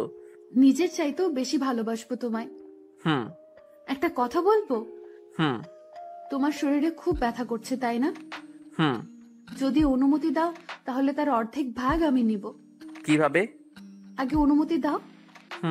দিলাম। এরপর কি হলো বুঝতেই পারলাম না, কারণ কিছু বুঝে ওঠার আগেই আনিকা আমার মাথার পাশে এসে বসলো। আর আমার মাথার পাশে বসেই ওর ঠোঁট আর আমার ঠোঁট এক করে নিল। এই প্রথম আনিকা নিজ ইচ্ছায় আমার সাথে এমন করাই খুব অবাক হয়ে গেলাম। একটু পর ও নিজেকে ছাড়িয়ে বলল, এখন কি কিছুটা কমছে? কমেনি, উল্টো বেড়ে গেছে। কি? মনের ভিতর খা খা শুরু হয়ে গেছে। কেন? যদি আরো কয়েকটা পাওয়া যেত তাহলে খুব ভালো হতো। দাও না প্লিজ। তারপর আর কি, আনিকাকে নিয়ে চলে গেলাম ভালোবাসার রাজ্যে। শরীরে ব্যথা, অসুস্থতা যে কোথায় হারিয়ে গেল সেটা অজানাই রয়ে গেল। অনেকক্ষণ পর আনিকা আবারও নিজেকে ছুটিয়ে নিল। ঠিক তখনই আনিকা বলে উঠল, আবির, তুমি সবসময় তোমার ওই বুকে আমাকে আগলে রাখবে তো? কখনো আমাকে ছেড়ে যাবে না তো? এই সেম প্রশ্নগুলো তো আমারও। তখন আনিকা আবারও আমার কপালে একটা চুমু দিল। একটু পর ডাক্তার এসে আমাকে ঘুমের ইঞ্জেকশন দিয়ে ঘুম পাড়িয়ে চলে গেল। আমার আর কিছুই মনে নেই। হঠাৎ ঘুমটা ভেঙে গেল। চারিদিকে একদম নিশ্চুপ।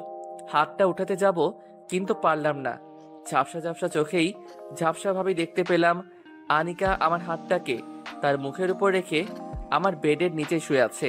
ওকে মাত্র একটা ডাক দিতেই ও সজাগ হয়ে গেল। আনিকা। কি? তুমি ঘুম থেকে কেন উঠছো? আর তোমার কি কিছু লাগবে?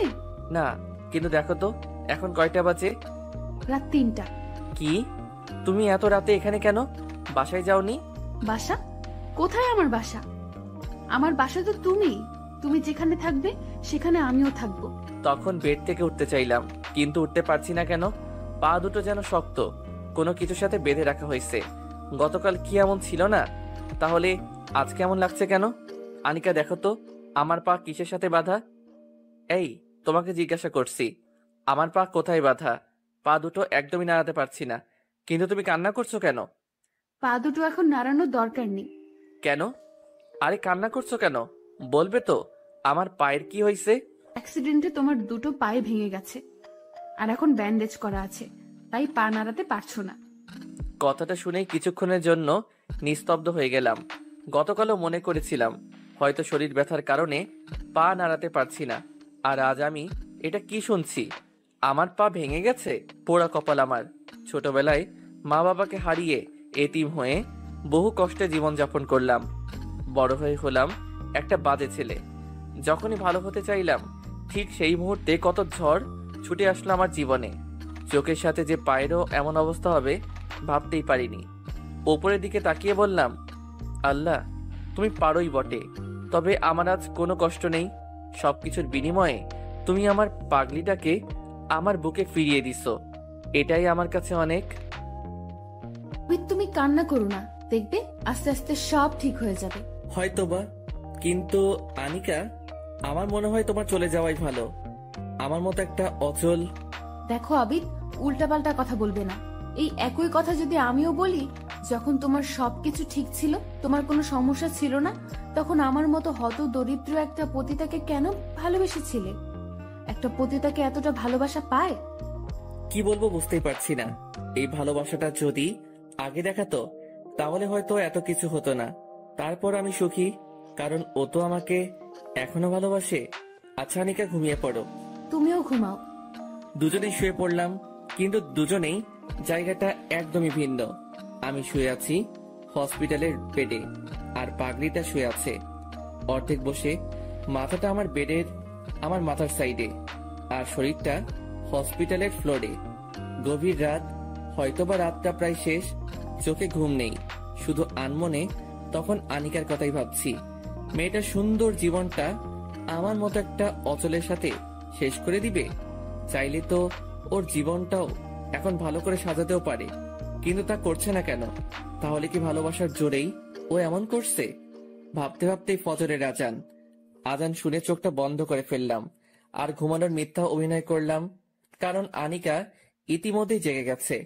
ও উঠেই বাহিরের দিকে গেল, আর একটু পর আবারও ফিরে এলো। দরজাটা অফ করে ও বেডের এক সাইডে চলে গেল। চোখে ঝাপসা থাকার কারণে তেমন স্পষ্টভাবে দেখতে পারছি না। ও হয়তোবা নামাজ পড়ছে। কিছুক্ষণ পরই আমার ধারণাটা ঠিক হলো, কারণ ও কান্না করছিল আর আমার জন্যে আল্লাহর কাছে দোয়া করছিল।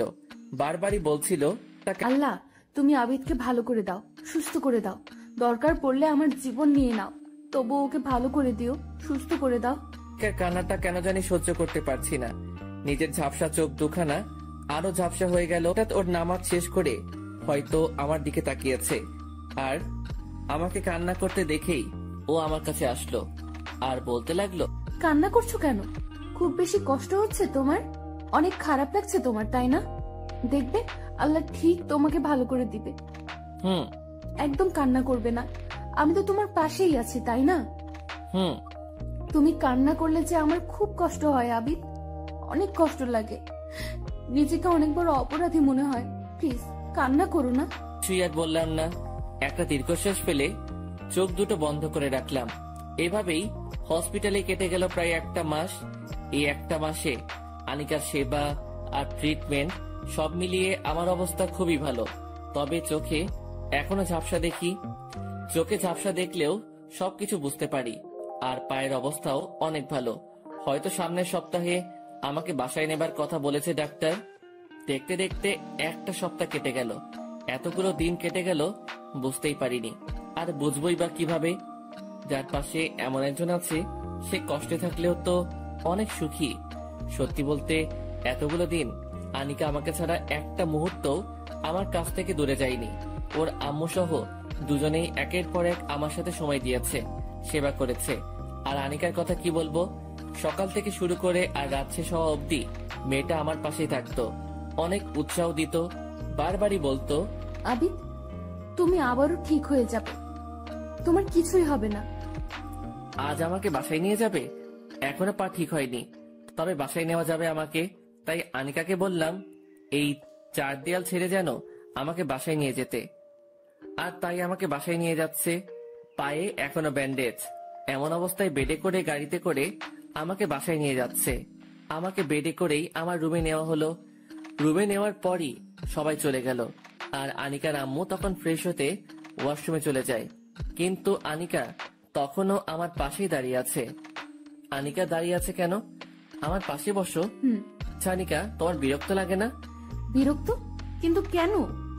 এই যে এতটা দিন ধরে আমার মতো একটা অচলের পাশে সময় দিচ্ছ। আই, একদম উল্টাপাল্টা কথা বলবে না, তাহলে কিন্তু। আচ্ছা আর বলবো না, একটু কাছে আসবে?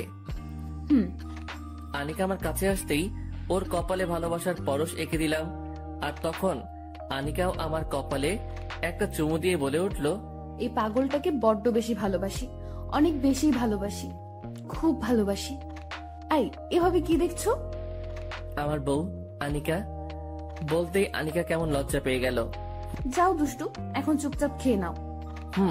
খাওয়া শেষ করার পর আনিকার আম্মু আসলো। তার আনিকা, তুই ঘুমাবি না? মা, তুমি গিয়ে ঘুমিয়ে পড়ো। তুই কোথায় ঘুমাবি? আমি আবিদের সাথেই ঘুমাবো, তুমি যাও। তারপরই আনিকার আম্মু চলে গেল। তখন আনিকা বলে উঠলো, এই, তুমি এক্ষুনি ঘুমিয়ে পড়ো, এমনিতেই অনেক রাত হয়ে গেছে। কিন্তু তুমি কি করবা? আমি আমার পাগলটাকে পাহারা দিব। পাহারা দিতে হবে না, তুমিও ঘুমাও। তারপর দুজনেই ঘুমিয়ে পড়লাম। কিন্তু পাগলিটা একদমই ঘুমালো না। সে তার মায়াবরা হাতে আমার মাথায় হাত বুলিয়ে দিতে লাগলো। ওর প্রতিটা স্পর্শে আমার মনে নতুন করে আলোড়ন তৈরি করছে। কখন যে ঘুমিয়ে পড়লাম বুঝতেই পারলাম না। খুব ভালোভাবেই আমাদের দিনগুলি কাটতে লাগলো। এখন আমার পায়ের অবস্থা মোটামুটি ভালো, ব্যান্ডেজ খুলে ফেলা হয়েছে। কিন্তু এখনো আমি হাঁটতে পারি না। আসলে দীর্ঘ সময় ধরে না হাঁটার কারণে পা এমন অচলের মতো হয়ে গেছে। ডাক্তার বলছে আমাকে নিয়মিত এখন হাঁটার চেষ্টা করতে হবে, নয়তো হাঁটার ক্ষমতা আমি হারিয়ে ফেলবো। কিন্তু আমি হাঁটতেই পারি না। মাটিতে পা রাখলেই প্রচন্ড ব্যথা করে, তাই হাঁটতেই মন চায় না। সারাদিন শুয়ে থাকি। এই আবিদ্যা। কে গো? তোমার। আমার কি নানি নাকি? ওই, মেরে হাত পা ভেঙে দিব কিন্তু। পা তো ভাঙাই আছে, হাত দুটো ভেঙে ফেলো শুধু। দেখছো সাহস কত বেশি হয়েছে। ওই চুপ করে ওঠো, তোমাকে এখন হাঁটতে হবে। না গো, ব্যথা করে। তোমার ব্যথার গুষ্টি কিলাই, উঠো বলছি। কি আর করার, ওঠার চেষ্টা করছি কিন্তু পারছিলাম না। ঠিক তখনই আনিকা আমার হাত তার কাঁধে ভর করালো আর আমাকে খাট থেকে নামালো। খুব ভয় লাগছিল, কারণ অনেকদিন পর মাটিতে পা ফেলাচ্ছি। আহ! কি হয়েছে আবিদ, খুব ব্যথা লাগছে? একটু কষ্ট করো, দেখবে সব ঠিক হয়ে যাবে। বলেই আমার কপালে একটা চুমু দিল। জানি না কেন জানি তখন নিজের সব কষ্ট আর ব্যথা ভুলে গেলাম। আমি হাঁটার চেষ্টা করতে লাগলাম কিন্তু পারছিলাম না, তবুও চেষ্টা করতেই লাগলাম। সেদিন আর আমার তেমন হাঁটা হলো না, তবে হঠাৎ পা নাড়ানোর জন্য রাতের বেলা দু পায়ে প্রচন্ড ব্যথা অনুভব করতে লাগলাম। অনেকবার বৃথা চেষ্টা করলাম, মুখ দিয়ে যেন ব্যথার কারণে কোনো আওয়াজ বের না হয়। আমি জানি আমার কষ্ট দেখলেই আনিকা কেমন করে ফুপিয়ে কান্না করে দেয়, কিন্তু শেষমেশ আর পারলাম না। এর আগে আনিকা সব বুঝে গেল আর আমাকে বলে উঠলো, খুব কষ্ট হচ্ছে তোমার, তাই না? না তো। আমার কাছে লুকাতে চাইলেও পারবে না, কারণ আমি তোমার মুখ দেখে সব বলে দিতে পারি। এরপর থেকে আনিকা প্রতিদিনই আমাকে হাঁটানোর চেষ্টা করাতো। আমিও আনিকার কাছ থেকে উৎসাহ পেয়ে হাঁটার চেষ্টা করতাম, তবে তখনও আমার চোখ ততটা ভালো হয়নি, তাই দেখতেও প্রবলেম হতো। চোখে গ্লাস পরা থাকলে কিছুটা দেখতে পেতাম। যাই হোক, আনিকা আমাকে প্রতিদিনই হাঁটানোর চেষ্টা করত। এইভাবেই অনেকগুলি দিন কেটে গেল। এখন আমি একাই হাঁটতে পারি, তবে বেশিক্ষণ দাঁড়িয়ে বা হাঁটতে পারি না। বাচ্চাদের মতো একটু হেঁটেই পড়ে যাই। আমি যখনই পড়ে যেতাম ঠিক তখনই আনিকা দৌড়ে গিয়ে আমার হাতটা ধরে ফেলতো। আবিদ চলো আজকে বাইরে যাব। কিন্তু আমি যে এখনো ভালো করে হাঁটতেই পারি না। তাতে কি, আজকে বাইরে গিয়ে হাঁটবে। বাইরে গিয়ে তো পড়ে যাব, আর তুমি তো জানো আমি ভালো করে চোখেও দেখতে পারি না, আর সূর্যের আলোর কারণে আরো দেখতে পারবো না। তবে প্রবলেম নাই, তোমার এই পাগলিটা যতদিন আছে ততদিন তুমি তার চোখ দিয়েই দেখবা। এখন চলো তো। কি আর করার, আনিকার সাথে বাহিরে গেলাম। বাহিরে মাঠে যেতেই কেমন অন্ধকার দেখা শুরু করলাম। চোখের পাওয়ার যেন একদমই জিরো হয়ে গেছে। এবার হাঁটো। হ্যাঁ, আমি তো ভালো করে কিছুই দেখতে পারছি না, কিভাবে হাঁটবো? একদম আলসামি করবা না, চলো চুপ করে হাঁটো। আরে ভালো করে তো কিছুই দেখছি না। আচ্ছা, তার চেয়ে ভালো তুমি এসে আমার হাতে ধরো। একদম হাত ধরার কথা এখন বলবে না। কেন? আমি তোমার হাত এখন ধরবো না। কিন্তু কেন আনিকা? কারণ তোমাকে একা একাই হাঁটতে হবে। কিন্তু আমি যে হাঁটতে পারছি না, কারণ কিছুই দেখছি না। আচ্ছা তুমি হাঁটো, আমি তোমার পথ বলে দিচ্ছি। হাত ধরবে না? ওই চুপ করে যেটা বলছি সেটা করো। তারপর কি আর করার, ওর কথা মতোই হাঁটা শুরু করলাম। আমি হাঁটতে লাগলাম, আরো বল। আবিদ বাম দিকে হাঁটো, ডানে উঁচু। আবিদ সোজা হাঁটো। আবিদ ডানে নিচু, বামে হাঁটো। আবিদ সামনে গর্ত, ডান বা বামে হাঁটো। রাতের বেলা। আচ্ছা আনিকা, একটা কথা বলবো? বলো। এত কষ্ট করার কি দরকার? মানে এই যে তুমি দিনরাত একটা অচলের পিছনে এভাবে এত কষ্ট করছো, আর নিজেও তো কত কষ্ট পাচ্ছ, এগুলো ছেড়ে তো তুমি ভালো। আবিদ তোমাকে এই কথাটা না বলতে আগেও নিষেধ করেছি, কিন্তু তুমি আবারও বলছো কেন? আর হ্যাঁ, আমি কোনো কষ্ট পাচ্ছি না, আর তোমাকে ছেড়ে আমি কখনো ভালো থাকতে পারবো না। তোমার ওই বুকে যে আমার সব সুখ খুঁজে পাই।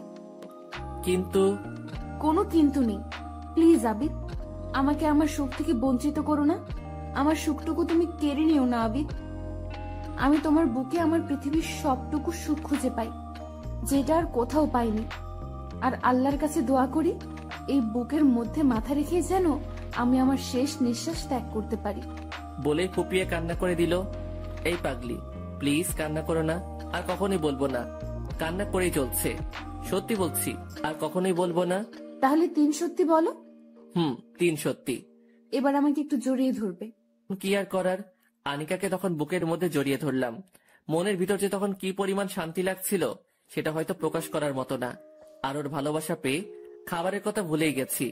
এই মন তখন বারবার বলতে লাগলো, কিসের খাওয়া, কিসের কি, এমন পাগলি পেলে লাগে কি? এই আবিদ, আমাকে কাল বাহিরে একটু ঘুরতে নিয়ে যাবে? জানো, তোমার সাথে ঘুরতে আমার খুব ইচ্ছে করে। নিয়ে যাব। তবে আমি নিজেই তো এখনো ভালো করে চলতে পারি না, ভালো করে দেখতে পারি না, হাঁটতে পারি না। তো তোমাকে নিয়ে ঘুরতে গেলে লোকে দেখলে তোমাকে কি বলবে? কি বলবে? বলবে একটা অচলের পিছনে কত সুন্দরী একটা মেয়ে অযথাই জীবনটা শেষ করছে। আমার সাথে তুমি ঘুরতে যাবে, এটাই ফাইনাল। ঠিক আছে। বিকেল বেলা আনিকাকে নিয়ে বাহিরে বের হয়ে গেলাম। আফসোস, কতগুলো মাস কেটে গেল, এখনো আমার পা আর চোখের তেমন কোনো উন্নতি হয়নি। উঁচু নিচু জায়গায় চলতে গেলে অনেক প্রবলেম হয়। হয়তো আনিকা আমার পাশে না থাকলে এতদিনে কবরেই চলে যেতাম। আমি অচল জেনেও ও আমার পাশে আছে, হয়তো এটাই ভালোবাসা। আর বর্তমানে এমন কোথাও দেখা যায় না, আর দেখলেও খুব কম সংখ্যক ছেলে মেয়ে তাদের সঙ্গী এমন অচল থাকলে মেনে নিবে। আনিকাকে নিয়ে শিশু পার্কে গেলাম। সমান্তরাল রাস্তা দিয়ে আনিকার হাতে হাত রেখে হাঁটতেছি। হাঁটতে হাঁটতে দুজনে একটা বেঞ্চের উপর বসলাম। আর বসার পরই আনিকা আমার সাথে গল্প করতে লাগলো। আর হঠাৎ করে ওর মাথাটা আমার ডান পাশের কাঁধের উপর রাখলো, আর ডান হাতটা আমার হাতের সাথে শক্ত করে আঁকড়ে ধরলো। আর হঠাৎই বলে উঠলো, আচ্ছা আবিদ, তুমি আমাকে অনেক ভালোবাসো, তাই না? খুব ভালোবাসি, তবে সেটা তোমার থেকেও অনেক কম। আমার থেকে কম ভুলেও না, কারণ তোমার ভালোবাসা পেয়েই আজ তোমাকে ভালোবাসতে শিখেছি। কিভাবে ভালোবাসতে শিখেছো সেটা আমি জানি না, তবে তুমি আমার থেকেও আমাকে অনেক বেশি ভালোবাসো। আরে না। সেটাই। আচ্ছা, সবসময় তোমার বুকে তোমার কাঁধে মাথা রাখার অধিকার দিবে তো? আর আমাকে অনেক ভালোবাসবে তো? কতটা ভালোবাসতে পারবো সেটা জানি না, তবে আমি আমার এই পাগলি বউটাকে নিজের জীবনের শেষ নিঃশ্বাস অব্দি ভালোবেসে যাব।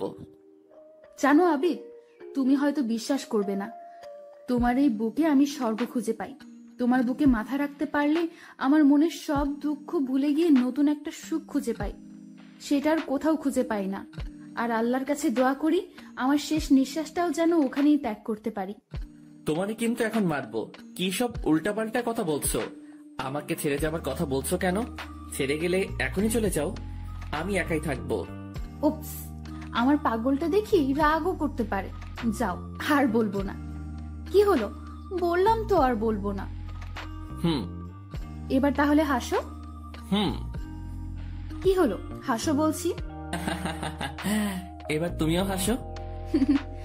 আস্তে আস্তে সন্ধ্যা হয়ে আসছিল, তাই আনিকাকে নিয়ে বাসার উদ্দেশ্যে হাঁটতে লাগলাম। হঠাৎই একটু উঁচু জায়গায় হাঁটতে গিয়ে পড়ে গেলাম, আর আনিকা আমাকে সাথে সাথেই তোলার চেষ্টা করছিল। আশেপাশে সন্ধ্যার সময়ও অনেক মানুষ আমার দিকে তখন কেমন করে যেন তাকিয়ে রইল, আর অনেকেই হো হো হো করে হেসে উঠল আর বলতে থাকলো, কি কানা কোনো মানুষ রে, সন্ধ্যা না হতেই কেমন শুকনোর ভিতর আচার খাওয়া শুরু করছে, এগুলো বলছে আর হাসাহাসি করছিল। আনিকা তখন অনেক রেগে যায়, আর ওদেরকে কিছু বলার জন্য যেতে চাইলে আমি তার হাতটা ধরে ফেলি। আর তখন আনিকা বলে উঠল, আবিদ, ছাড়ো বলছি, ওই অসভ্য লোকটার দাঁতগুলো ভেঙে ফেলবো। আনিকা বাদ দাও, আর ওরা তো কিছু মিথ্যে বলেনি, চলো আমরা চলে যাই না আনিকা? না, ওদেরকে উচিত শিক্ষা দেওয়া দরকার। কিছুই বলার দরকার নেই, তোমাকে এখান থেকে যেতে বলছি, তো চলো এখান থেকে। আর একটা কথাও বলো না, আর যদি আমার কথা না শোনো তাহলে আমি খুব কষ্ট পাবো। এখন তুমি যদি আমাকে কষ্ট দিতে চাও তাহলে যাও। না আবিদ, আমি তোমাকে কখনোই কষ্ট দিব না, কিন্তু ওদের কোনো কিন্তু নেই, চলো বলছি। তারপরে আনিকা নিয়ে হাঁটতে লাগলাম। আনিকা রাস্তা দিয়ে আমাকে নিয়ে আসছে, কোনো রিক্সা পাচ্ছিলাম না, দুজনে রিক্সার জন্য রাস্তা দিয়ে হাঁটছিলাম, কেননা তখন রাত হয়ে যাচ্ছিল। আর আমার এই অবস্থায় আনিকাকে নিয়ে বাইরে থাকা একদমই ঠিক না। আনিকা হাঁটছে আর আমাকে বলছে, সামনে ইট আছে আবিদ, ওখানে একটু উঁচু, সাবধানে হাঁটো। আর একটু যেতেই সামনে গর্ত, বামে হাঁটো, নয়তো কাদায় পড়ে যাবে। ডানে হাঁটো, বামে গর্ত। এইভাবেই আনিকা আমাকে পথ চলাতো, কখনো ডানে হাঁটতে বলতো, কখনো বা বামে হাঁটতে বলতো। সত্যি বলতে যদিও আমার অবস্থা খারাপ ছিল, তবুও আমি অনেক সুখী ছিলাম। ওর মতো একটা মেয়ে যে আমার পাশে আছে ভাবতে আমি অবাক হয়ে যাই। অনেকক্ষণ পর রিক্সা পাওয়া গেল, আর দুজনেই রিক্সা দিয়ে বাসায় চলে আসলাম। বাসায় আসার কিছুক্ষণ পরে বুঝতে পারলাম আনিকা কেমন পাগলের মতো করছে আর বারবার মাথায় হাত দিচ্ছে। মনে হচ্ছে ওর মাথায় অনেক প্রবলেম হচ্ছে। তাই আনিকাকে জিজ্ঞাসা করলাম, কিন্তু সে কোনো কথাই বলল না, শুধু বলল কিছু না। পরে রাগ নিয়ে একটু ধমক দিয়ে যখন জিজ্ঞাসা করলাম, তখনই আনিকা বলে উঠল, আসলে আবিদ, আমার মাথাটা একটু ব্যথা করছে। আমি এখন একটু শুয়ে থাকবো, তাই তুমি যদি এখনই খেয়ে নিতে তাহলে খুব ভালো হতো। কখন থেকে ব্যথা করছে? এই তো এই তো কি? একটু আগে থেকে। তোমার মাথা ব্যথা করছে আমাকে একবার বলছো? না। কেন বলনি? বলার প্রয়োজন বোধ করো না তাই বুঝি? ওর প্রতি রাগ হচ্ছিল, ওর মাথা ব্যথা করছে কিন্তু আমাকে একবারও বললো না। আই আবিদ, কি বলছো তুমি? হ্যাঁ, তোমাকে বলার প্রয়োজন বোধ করিনি মানে? তুমি আমার সব বুঝেছো? সেটা তো বুঝতেই পারছি। কি বুঝতে পারছো? কিছু না, এখন চুপচাপ খাটের উপর আসো। কেন? যেটা বলছি সেটা করো। তারপর আমি খাটে গিয়ে বসলাম, আর আনিকাও বসলো। আর তখন ওকে আমার কোলে শুয়ে থাকতে বললাম, আর ও আমার কোলে মাথা রেখে শুয়ে রইল। আমি তখন মাথা ব্যথার মলম ওর মাথায় লাগিয়ে দিচ্ছি, আর ওর মাথায় মালিশ করে দিচ্ছিলাম, আর আরেক হাতে ওর মাথায় হাত বুলিয়ে দিতে লাগলাম। ও তখন এক দৃষ্টিতে আমার দিকে কেমন করে তাকিয়ে আছে, আর ওর চোখ দিয়ে পানি বের হচ্ছিল। আনিকা, খুব বেশি কষ্ট হচ্ছে তোমার? দেখবে মাথা ব্যথা কমে যাবে। তুমি একদমই কান্না করো না। মাথা ব্যথার কারণে আমি কান্না করছি না, তুমি হাত বোলাতেই মাথা ব্যথার সব শেষ। তাহলে কেন কান্না করছো? জানো আবিদ, আমি না খুব ভাগ্যবতী একটা মেয়ে, যার কারণে তোমার মতো একজন আমার জীবনে পেয়েছি, যার কাছে আমি সমস্ত সুখ খুঁজে পাই। আর কোথাও এত সুখ আমি পাই না যতটা তোমার বুকে মাথা রেখে পাই। আমাকে না সব সময় তোমার ওই বুকে রাখবা। বলেই আরো জোরে কান্না করে দিল, আর আমাকে খুব শক্ত করে জড়িয়ে ধরলো। অনেক শক্ত করে জড়িয়ে আছে, যেন আরেকটু হলে আমার সাথে ও নিজেকে মিশিয়ে ফেলবে। পাগলিটার আচরণগুলো খুবই অদ্ভুত, আর ওর চাওয়াগুলো খুব সামান্য, তবে খুব অদ্ভুত লাগে। কারণ ও কিছু হলেই বলে আমার বুকে যেন তাকে সবসময় জড়িয়ে রাখি, কখনোই যেন এই বুক থেকে ওকে আলাদা না করি।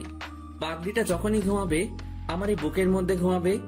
বালিশের কথা বললে তো হেব্বি কান্না করে দেয়, কারণ ওর একটাই কথা, আমার বুকেই নাকি তার সব সুখ। আর ওকে যখন আমার বুকের মাঝে জড়িয়ে ধরে রাখি, তখনও খরগোশের মতো একদম কাচুমাচু করতে থাকে। মনে হয় একটা খরগোশের বাচ্চা আমার বুকে কেমন কাচুমাচু করছে। ইদানিং প্রায়ই আনিকার মাথা ব্যথা করে, জ্বর আসে, বমি করে, যেগুলো আমাকে খুব ভাবনার ভিতর রাখছে। খুব ভয় পেয়ে যেতাম। ওকে ডক্টরের কথা বললে ডক্টরের কাছে যেতে চাইতো না, কিছু বললেই বলতো ওর কিছুই হয়নি। কিন্তু ওর এমন অবস্থা আমাকে সত্যি খুব বেশি ভাবায়, কারণ পাগলিটার কষ্ট একদমই যে সহ্য করতে পারি না। নিজের হাজারো কষ্ট হলে কোনো সমস্যা হয় না, কিন্তু ওর কিছু হলেই বুকটা ফেটে যায় অসহ্য যন্ত্রণায়। হয়তো একটু বেশি ভালোবাসি তাই। সেদিন রাতেও হঠাৎ ওর মাথা ব্যথা হচ্ছিল, আর ব্যথাটা হয়তো অনেক বেশি হচ্ছিল, যার কারণে ও কান্না পর্যন্ত করছিল। যদিও কান্নাটা আমার অগোচরে। আনিকাকে হঠাৎ খুঁজতে লাগলাম, কিন্তু কোথাও খুঁজে পাচ্ছিলাম না। আর আনিকাকে একটা ডাকও দিচ্ছিলাম না, কারণ সকাল থেকেই ওর আচরণ একদমই ভিন্ন ছিল। আস্তে আস্তে খুঁজতে খুঁজতে যখন ছাদে গেলাম, দেখলাম ছাদের একটা কর্নারে বসে বসে মাথায় হাত দিচ্ছে আর কান্না করছে। আর আমাকে দেখেই চোখ মুছে ফেললো। আনিকা, তোমার কি হয়েছে বলো? কই কিছু না তো। সত্যি করে বলো বলছি। কই কিছু না তো। আর তুমি এই অবস্থায় একা একা ছাদে আসছো কেন? তোমাকে যেটা বলছি বলো, কি হয়েছে তোমার? আসলে মাথা ব্যথা করছে। আমাকে বলনি কেন? আসলে তুমি নিজেই তো অসুস্থ, তাই। তাই বলে আমাকে বলবে না? চলো এখনই ডাক্তারের কাছে যাব। না, এখন যাব না, পরে যাই।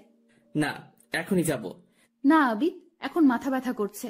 এখন গেলে রাস্তায় আমারই যদি কিছু হয়ে যায়, তখন তোমাকে কে দেখবে? তাই বলে এখন কষ্ট ভোগ করবে? না, কষ্ট ভোগ করবো কেন? ওই চুপ, এখনই নিচে চলো, তোমার মাথায় আমি মলম মালিশ করে দিচ্ছি। তারপর আনিকাকে নিয়ে গিয়ে মাথায় মলম মালিশ করতে লাগলাম, আর আস্তে আস্তে সময়টা কাটিয়ে দিলাম। বিকেল বেলা ওর মাথা ব্যথা ঠিক হলে ওকে নিয়ে আমার চেনা জানা বাংলাদেশের সবচাইতে বড় ডাক্তারের কাছে নিয়ে গেলাম। আর ওখানে ওর অনেকগুলো টেস্ট করাচ্ছিল। আর ডাক্তার আমার চেনা, আমি ওনাকে চাচা বলে ডাকি। কিন্তু যতই আনিকার মাথা ব্যথা সহ সবকিছুর জন্য টেস্ট করছিল, ডাক্তার চাচা ততই ঘাবড়ে যাচ্ছিল। ওনাকে এমন ঘাবড়ে যেতে দেখে আমি খুব ভয় পেয়ে গেলাম। টেস্টটা শেষে ডাক্তার চাচার সাথে আমি একা একটু কথা বললাম। চাচা, ওর টেস্টগুলো করতে গিয়ে এমন ঘাবড়ে যাচ্ছিলেন কেন? আরে তেমন কিছুই না, চিন্তা করো না, আল্লাহকে ডাকো যেন কাল রিপোর্টগুলো ভালো আসে। তবে ওকে কেমন দেখলেন? দেখো বাবা, রিপোর্ট ছাড়া কিছুই বলতে পারছে না, তোমরা কষ্ট করে একটু কালকে আসো। তারপর টেস্টগুলো করে আমরা বাসায় চলে আসলাম। বাসায় এসে বারবার আল্লাহর কাছে প্রার্থনা করছিলাম যেন রিপোর্টগুলো ভালো আসে। চিন্তায় একদমই খেতে পারছিলাম না, তবে আনিকাকে তেমন কিছুই বুঝতে দিলাম না। রাতে একদমই ঘুম হচ্ছিল না, খুব টেনশন হচ্ছিল, আর কেন জানি বুকের ভিতর অসহ্য যন্ত্রণা অনুভূত হতে লাগলো। আনিকা তখন আমার বুকের উপর ঘুমিয়ে আছে। ঘুমের ভিতরে আনিকাকে আরো শক্ত করে জড়িয়ে ধরলাম আর মনে মনে বলতে লাগলাম, খুব ভালোবাসি রে পাগলি, তোকে খুব ভালোবাসি, তোকে কোথাও কখনো এই বুক থেকে হারাতে দিব না। সকালবেলা ঘুম থেকে ওঠার পর কেন জানি মনটা অনেক বেশি উতাল পাতাল করছিল। ছাদের এক প্রান্ত থেকে আরেক প্রান্তে বারবারই পায়চারি করছিলাম।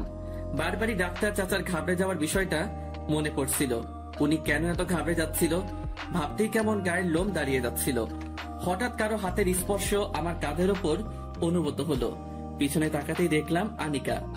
আবির, তোমাকে খুব চিন্তিত লাগছে কেন? কই না তো। সত্যি কথা বলো বলছি।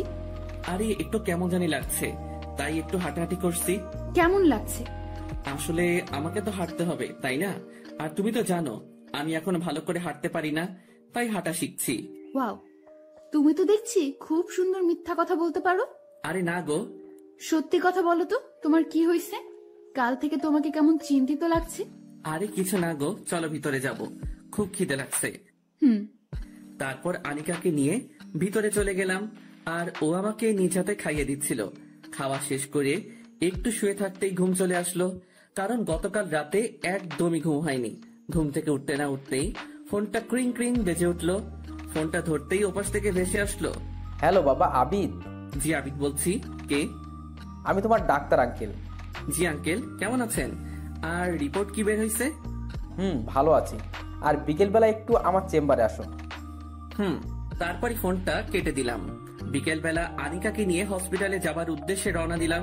একাই যেতে চেয়েছিলাম, কিন্তু একা আমার মতো অচলের পক্ষে যাওয়া সম্ভব না। হসপিটালে যাওয়ার পরই ডাক্তার কাকার চেম্বারে গেলাম। যাওয়ার পর, চাচা কেমন আছেন? ভালো, তুমি? ভালো।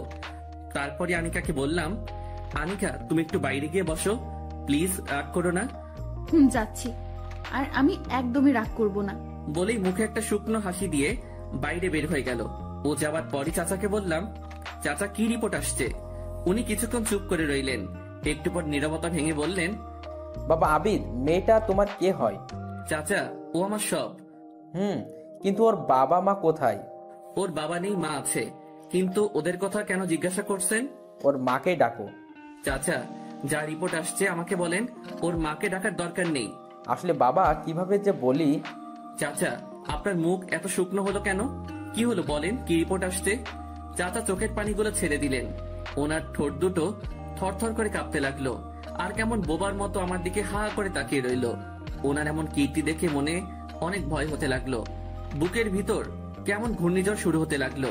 অজানা কষ্টে বুকটা ফেটে যাচ্ছে। উনি রিপোর্ট বলতে গিয়ে এমন কান্না করে দিল কেন? এমন কাঁপছে কেন? আমার আনিকার কিছু হয়নি তো? ও রিপোর্ট খারাপ আসেনি তো? চাচা কি হয়েছে বলেন, চুপ কেন আপনি?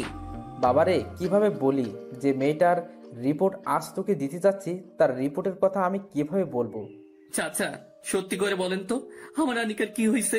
বাবা তুমি একটু শান্ত হও। আপনি রিপোর্ট বলেন।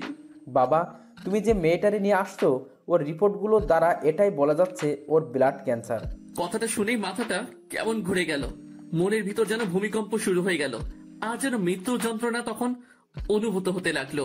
দৌড়ে গিয়ে চাচার পায়ে পড়ে গেলাম। চাচা আপনি হয়তো ভুল বলতেছেন, আপনি মিথ্যা কথা বলতেছেন। আমার আনিকার কিচ্ছু হয় নাই। আপনি আবার টেস্ট করেন, আবার ভালো করে দেখেন। বাবারে রিপোর্টগুলো মিথ্যা হলেও আমিও খুব খুশি হতাম। এই রিপোর্টগুলো গতকালই আমি বের করে ফেলি, তারপর আমি নিজেই ঘাবড়ে যাই। তারপর থেকে কয়েকবার নতুন করে চেষ্টা করি, সেই একই ফলাফল। এরপর আরও কয়েকজন স্বনামধন্য হাসপাতালের ডাক্তারের কাছে রিপোর্টগুলো পাঠালাম, তারাও সেম রিপোর্টই আমাকে দিছে। শুধুমাত্র তুমি আমার পরিচিত বলেই বারবার চেষ্টা করছিলাম শুধুমাত্র রিপোর্টটা ঘোরানো যায় কিনা। সেটার জন্য কিন্তু আল্লাহর দেওয়া বিধান কি আমার মতো একজন ডাক্তার খণ্ডাতে পারবে নাকি? পারবে না রে বাবা, আমিও পারি নাই। চাচা এখনো শান্ত হও, নিজেকে শান্ত করো। চাচা কেন ওর এমন হলো? কেন ওর জীবনটা এভাবে শেষ হয়ে গেল?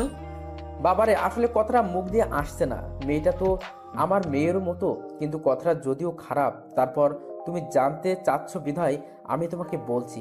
আসলে মেয়েটা হয়তো অনেক পুরুষের সাথে মেলামেশা করেছে, আর ওইগুলোর একটাও নিরাপদ ছিল না, যার কারণে ওর শরীরের ভিতর অনেক রোগের জীবাণু সংক্রমণ ঘটে, আর আস্তে আস্তে ওর শরীরে ক্যান্সারের মতো ভয়াবহ রোগের সৃষ্টি হয়। আর ওর ক্যান্সারটা এতটাই ভয়াবহ যে রোগ হবার পর সেটা অনেক দ্রুত ওর শরীরের রোগ প্রতিরোধ ক্ষমতা শেষ করে দিচ্ছে। আল্লাহ, তুমি এটা কি করলে? তুমি তো জানতে গ্রামের সহজ সরল মেয়েটা শহরে আসার পরে নিজের মামার হিংস্রতার শিকার হয়, আর তারপর শিকার হয় শত শত মানুষের খাবার হিসাবে। এখানে তো মেয়েটার কোনো দোষ ছিল না, কেন মেয়েটাকে এত বড় শাস্তি দিলে? কেনই বা আমার জীবনটা এভাবে তছনছ করে দিলে? শান্ত হ বাবা। শান্ত হয়ে আর কি করবো চাচা? ওকে বিদেশ নিয়ে চিকিৎসা করালে কেমন হবে? ও ঠিক হবে তো? বাবারে, ওর ক্যান্সারটা মোটামুটি লাস্ট স্টেপে এসে গেছে। হয়তো বেঁচে থাকলে আর 5-6 মাস বেঁচে আছে, তারপরে মানুষটা হয়তো আমাদের ছেড়ে চলে যাবে। কিন্তু বাবা, যতদিন মেয়েটা আছে ওকে একদমই বুঝতে দিও না, আর কথাগুলো যেন কোনোভাবেই জানতে না পারে, তাহলে হয়তো এর আগেই চলে যাবে। কথাগুলো বলেই ডাক্তার চাচা কান্না করে দিল। আমার তখন মনে হতে লাগলো চোখের পাশাপাশি আমার কানটাও নষ্ট হয়ে গেছে। কি বলছে এগুলো? আমার আনিকার কিছু হবে না, আমি হতে দিব না। এইদিকে আমার অবস্থাও তখন একদমই করুণ হয়ে গেল। কোনোভাবেই নিজেকে ঠিক করতে পারছিলাম না। কয়েকবার জ্ঞান হারিয়ে ফেলি, আর তখন চাচাই আমার জ্ঞান ফিরালো। উনি বারবারই আমাকে শান্ত হতে বলেছে। আমি কিভাবে শান্ত হব? আমি নিজেকে কিভাবে ঠিক করব যে মেয়েটা আমার জীবনের সব, যাকে ছাড়া আমি একদমই অচল। মোবাইলের চার্জ ছাড়া যেমন মোবাইল অচল, ঠিক আনিকা ছাড়াও আমি একদমই অচল। সে আমাকে ছেড়ে চলে যাবে, এই কথা শুনে আমি কিভাবে ঠিক থাকবো? আল্লাহ, আমি কিভাবে বাঁচবো? নিজেকে কোনোভাবে একটু ঠিক করে বললাম, চাচা কি কি লক্ষণ দিতে পারে? উনি বলা শুরু করলো, বাবারে, মেয়েটার মধ্যে অনেকগুলো লক্ষণ দেখা দিবে। প্রচণ্ড কাশি আসবে, কাশির সাথে মুখ দিয়ে মাঝে মাঝে ব্লাড আসবে, নাক দিয়ে রক্ত পড়বে, মানুষটা শুকিয়ে যাবে, মাথার চুলগুলো আস্তে আস্তে পড়ে যাবে, আস্তে আস্তে শরীরটা একদমই দুর্বল হয়ে যাবে। মনে মনে তখন চিন্তা করতে লাগলাম, আল্লাহ কি হইলো আমার লাইফে? আমার জীবনটাই তুমি নিয়ে নিতে। তুমি কেন আমার আনিকাকে এত বড় শাস্তি দিলে? উপরের দিকে তাকিয়ে আল্লাহকে ডাক দিয়ে বললাম, আল্লাহ, ও আল্লাহ, আমার জীবনে যদি এতই কষ্ট রেখেছিলে তাহলে কেন আমাকে এই পৃথিবীতে পাঠালে? ও আল্লাহ, আমার কথার উত্তর দাও। জন্মের পর বুঝ না হতেই আমার বাবা মাকে তুমি কেড়ে নিছো, এরপর কেড়ে নিছো আমার জীবনের সমস্ত সুখ শান্তি। রাস্তার টোকাই হিসেবে আমাকে মানুষের লাভ থেকে বড় হতে হয়েছে। যেই নিজে সবকিছু ফিরিয়ে দিলে, আনিকাকে আমার জীবনে পাঠালে, ভালো হয়ে গেলাম। আর তখন ভালো হবার বদলে কি দিলে আমায়? আমার পা আর চোখের ক্ষমতা প্রায় বিকল করে দিলে। আর তারপর যার মাধ্যমে আমার নতুন পৃথিবীটাকে সাজাবো, যে আমার চলার সবকিছু, এখন তাকেই নিয়ে যেতে চাচ্ছ? কেন এমন করলে আল্লাহ? কেন আমার জীবনটাকে এভাবে শেষ করে দিলে? নিজেকে কোনোভাবেই ঠিক করতে পারছিলাম না।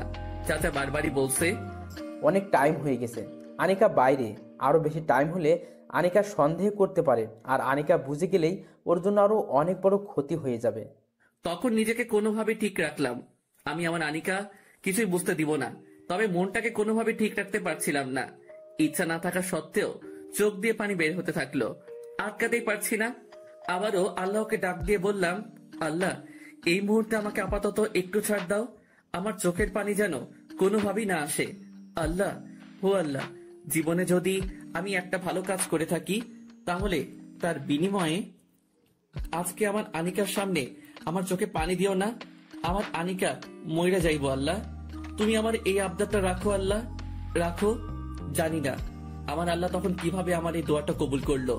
আমি তখন হাসতে হাসতে বাইরে বের হলাম, আর তখন আনিকা অনেকটা দূর থেকে আমাকে দেখে আমার কাছে আসলো আর বলল, আবিদ, রিপোর্ট কি আসছে? রিপোর্ট? হ্যাঁ, রিপোর্ট তো অনেক ভালো আসছে। তাহলে এমন করে কথা বলছো কেন? আর তোমার চোখ এমন ফোলা কেন? তুমি কান্না করছো কেন? কই না তো। একদমই মিথ্যা বলবা না, বলো কি হয়েছে? আকাশের দিকে তাকিয়ে মনে মনে আল্লাহকে বলছিলাম, ওই আল্লাহ, তুমি বলে দাও আমি কি উত্তর দিব, আমারে শিখাইয়া দাও। আমার কাছে তো কোনো উত্তর নেই, প্লিজ আল্লাহ আমার উত্তরটা একটু শিখাইয়া দাও। একটু পরই বললাম, আসলে আনিকা, আমার তো চোখে প্রবলেম, তাই চাচার কাছে আমার চোখেরও কিছু টেস্ট করাইছি, আর উনি চোখে কিছু ওষুধ দিছে, যার কারণে চোখটা একটু জ্বালাপোড়া করছিল। চলো বাসায় যাই, এখানে আর ভালো লাগছে না। আনিকাকে নিয়ে বাসার উদ্দেশ্যে হসপিটালের বাইরে বের হলাম। রাস্তায় বের হতেই হঠাৎ ইটের উপর লাথি খেয়ে পড়ে যেতে লাগলাম। ঠিক তখনই আনিকা আমার হাতটা ধরে ফেললো, আর ধরেই বলে উঠলো, হাই বোকা, ভয় পেও না, তোমার এই পাগড়িটা থাকতে তোমার কিছুই হতে দিবে না। বোবার মতো ওর কথাটা শুনলাম। ও থাকতে আমার কিছু হতে দিবে না, অথচ আমি থাকতে ওর কত কিছুই হয়ে যাবে।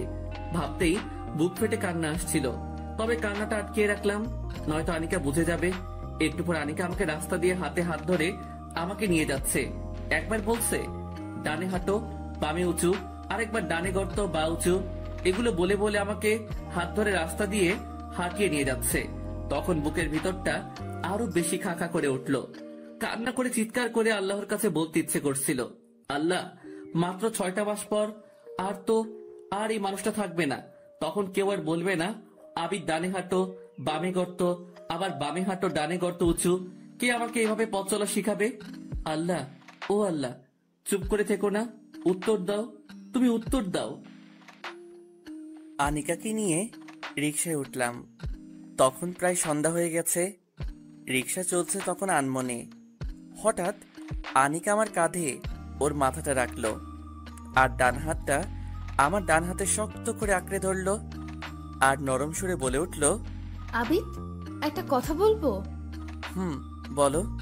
আচ্ছা আবিদ, সত্যি করে বলো তো আমার কি হয়েছে? একদমই মিথ্যে বলবে না, বলো আবিদ, আমার কি হয়েছে? ওর এমন প্রশ্ন শুনে আমি থমকে গেলাম। আমি তখন ওকে কি উত্তর দিব?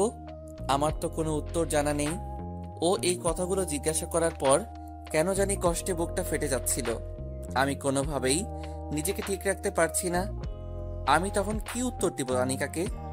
আকাশের দিকে তাকাতেই মনে হচ্ছে সমস্ত আকাশটা ভাইঙ্গা আমার মাথার উপর পইড়া যাইতেছে। অপরদিকে তাকাইয়া মনে মনে আল্লাহকে ডাক দিয়া বললাম, আল্লাহ, ও আল্লাহ, আমার জীবনের সবটুকু হাসি তো কেড়েই নিছো তুমি, কিন্তু আজকে এই মুহূর্তে আমাকে আমার হাসিটুকু কিছুক্ষণের জন্য ধার দাও। আল্লাহ, আমার এত কষ্ট হচ্ছে কেন? প্লিজ আল্লাহ, এমন করো না। আমার আনিকার মুখের দিকে তাকিয়ে আমার মুখে একটু হাসি দাও, নয়তো যে আমার আনিকা মরে যাইব। আল্লাহ, তুমি না এমন করো না। আল্লাহ, আমার জীবনের অন্ধকার সময় যে মানুষটা আমার হাতটা ধরে রাখছে, তার এই সময় আমাকে তার পাশে থাকার ক্ষমতা দাও। আমার চোখে এখন কান্না দিও না আল্লাহ। আল্লাহ, ও আল্লাহ, তুমি তো নিয়েই যাইবা, কিন্তু এই মুহূর্তে আমার আনিকার সামনে আমাকে একটু হাসি দাও। আবিদ, আই আবিদ, চুপ কেন? বুকটা অনেক বেশি ভার হয়ে যাচ্ছে, মুখ দিয়ে কথাই বের হচ্ছে না। আমি কি উত্তর দিব আনিকাকে? কি বলবো কিছুই মাথায় আসছে না। আবিদ, চুপ কেন? আরে পাগলি, তোমার কিছুই হয়নি। পৃথিবীতে কার এত ক্ষমতা আছে যে আবিদের কাছ থেকে তার আনিকাকে কেড়ে নিবে? আমি দিব না তো। আমি আমার এই পাগলিটাকে আমার বুক থেকে কখনোই আলাদা হতে দিব না। আনিকা তখন আমার হাতটাকে আরো শক্ত করে ধরলো আর বলে উঠলো, আবিদ, আমি যেমন তোমার হাত ছাড়ি নাই, আমি বিশ্বাস করি আমার হাত থেকে কখনোই কেউ তোমাকে নিয়ে যেতে পারবে না, তেমনি তোমার কাছ থেকেও আমাকে কেউ কখনোই আড়াল করতে পারবে না। তখন উপরের দিকে তাকিয়ে মনে মনে আল্লাহকে ডাক দিয়ে বললাম, আল্লাহ, এই কোন খেলায় আমায় ফেলেছ? আমার কাছ থেকে পৃথিবীর কেউ তাকে কখনোই নিয়ে যেতে পারবে না, আর তার কাছ থেকে আমাকে কখনোই কেউ আলাদা করতে পারবে না। কিন্তু তুমি তো ঠিকই নিয়ে যাইবা, তুমি তো ঠিকই আলাদা কইরা দিবা। কেন আল্লাহ এটা করলা? কোন দোষে এত বড় শাস্তি দিচ্ছ আমায়? বলো আল্লাহ, বলো। হয়তো এই উত্তর আল্লাহ কখনোই আমাকে দিবে না। সেদিন অনেকক্ষণই দুজনে রিকশাতে ছিলাম, তারপর বাসায় এসে পড়লাম। বাসায় আসার পর থেকে কেমন বুকের ভিতর ব্যথাটা অনেক বেড়ে গেল। রাতে খেয়ে দুজনেই শুয়ে পড়লাম। প্রতিদিনের মতোই আনিকা আমাকে জড়িয়ে ধরে আমার বুকের মধ্যে মাথা রেখে শুয়ে পড়ল। লাইট অফ করে দিলাম। পুরো ঘর ঘুটঘুটে অন্ধকার হয়ে গেল। আমি তখন ওর মাথায় হাত বুলিয়ে দিচ্ছি। তখন আমার চোখ দুটো থেকে অনিচ্ছা সত্ত্বেও পানি পড়তে লাগলো। কি হলো এটা আমার লাইফে?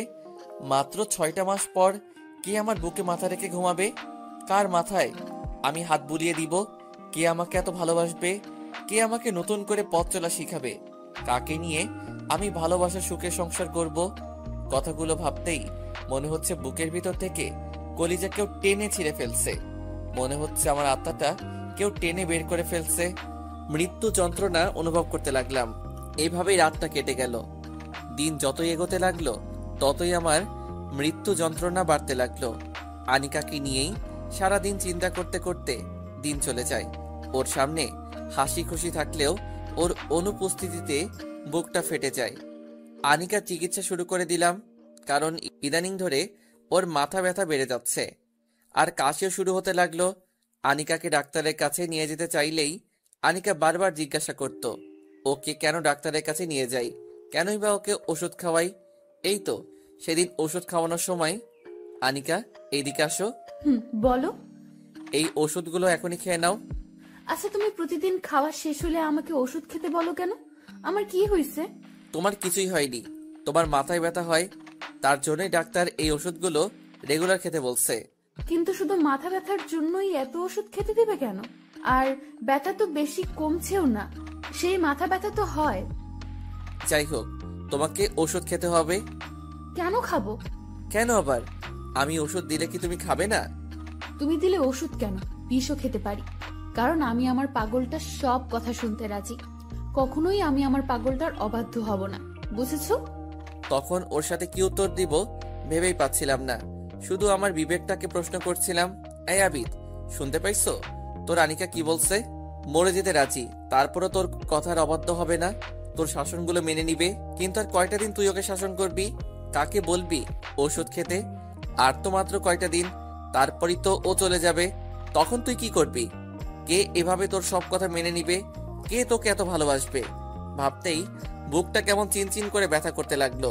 তখনই আনিকাকে খুব শক্ত করে জড়িয়ে ধরলাম। হয়তো ও অবাক হয়ে গেছে এইভাবে হঠাৎ তাকে জড়িয়ে ধরার কারণে।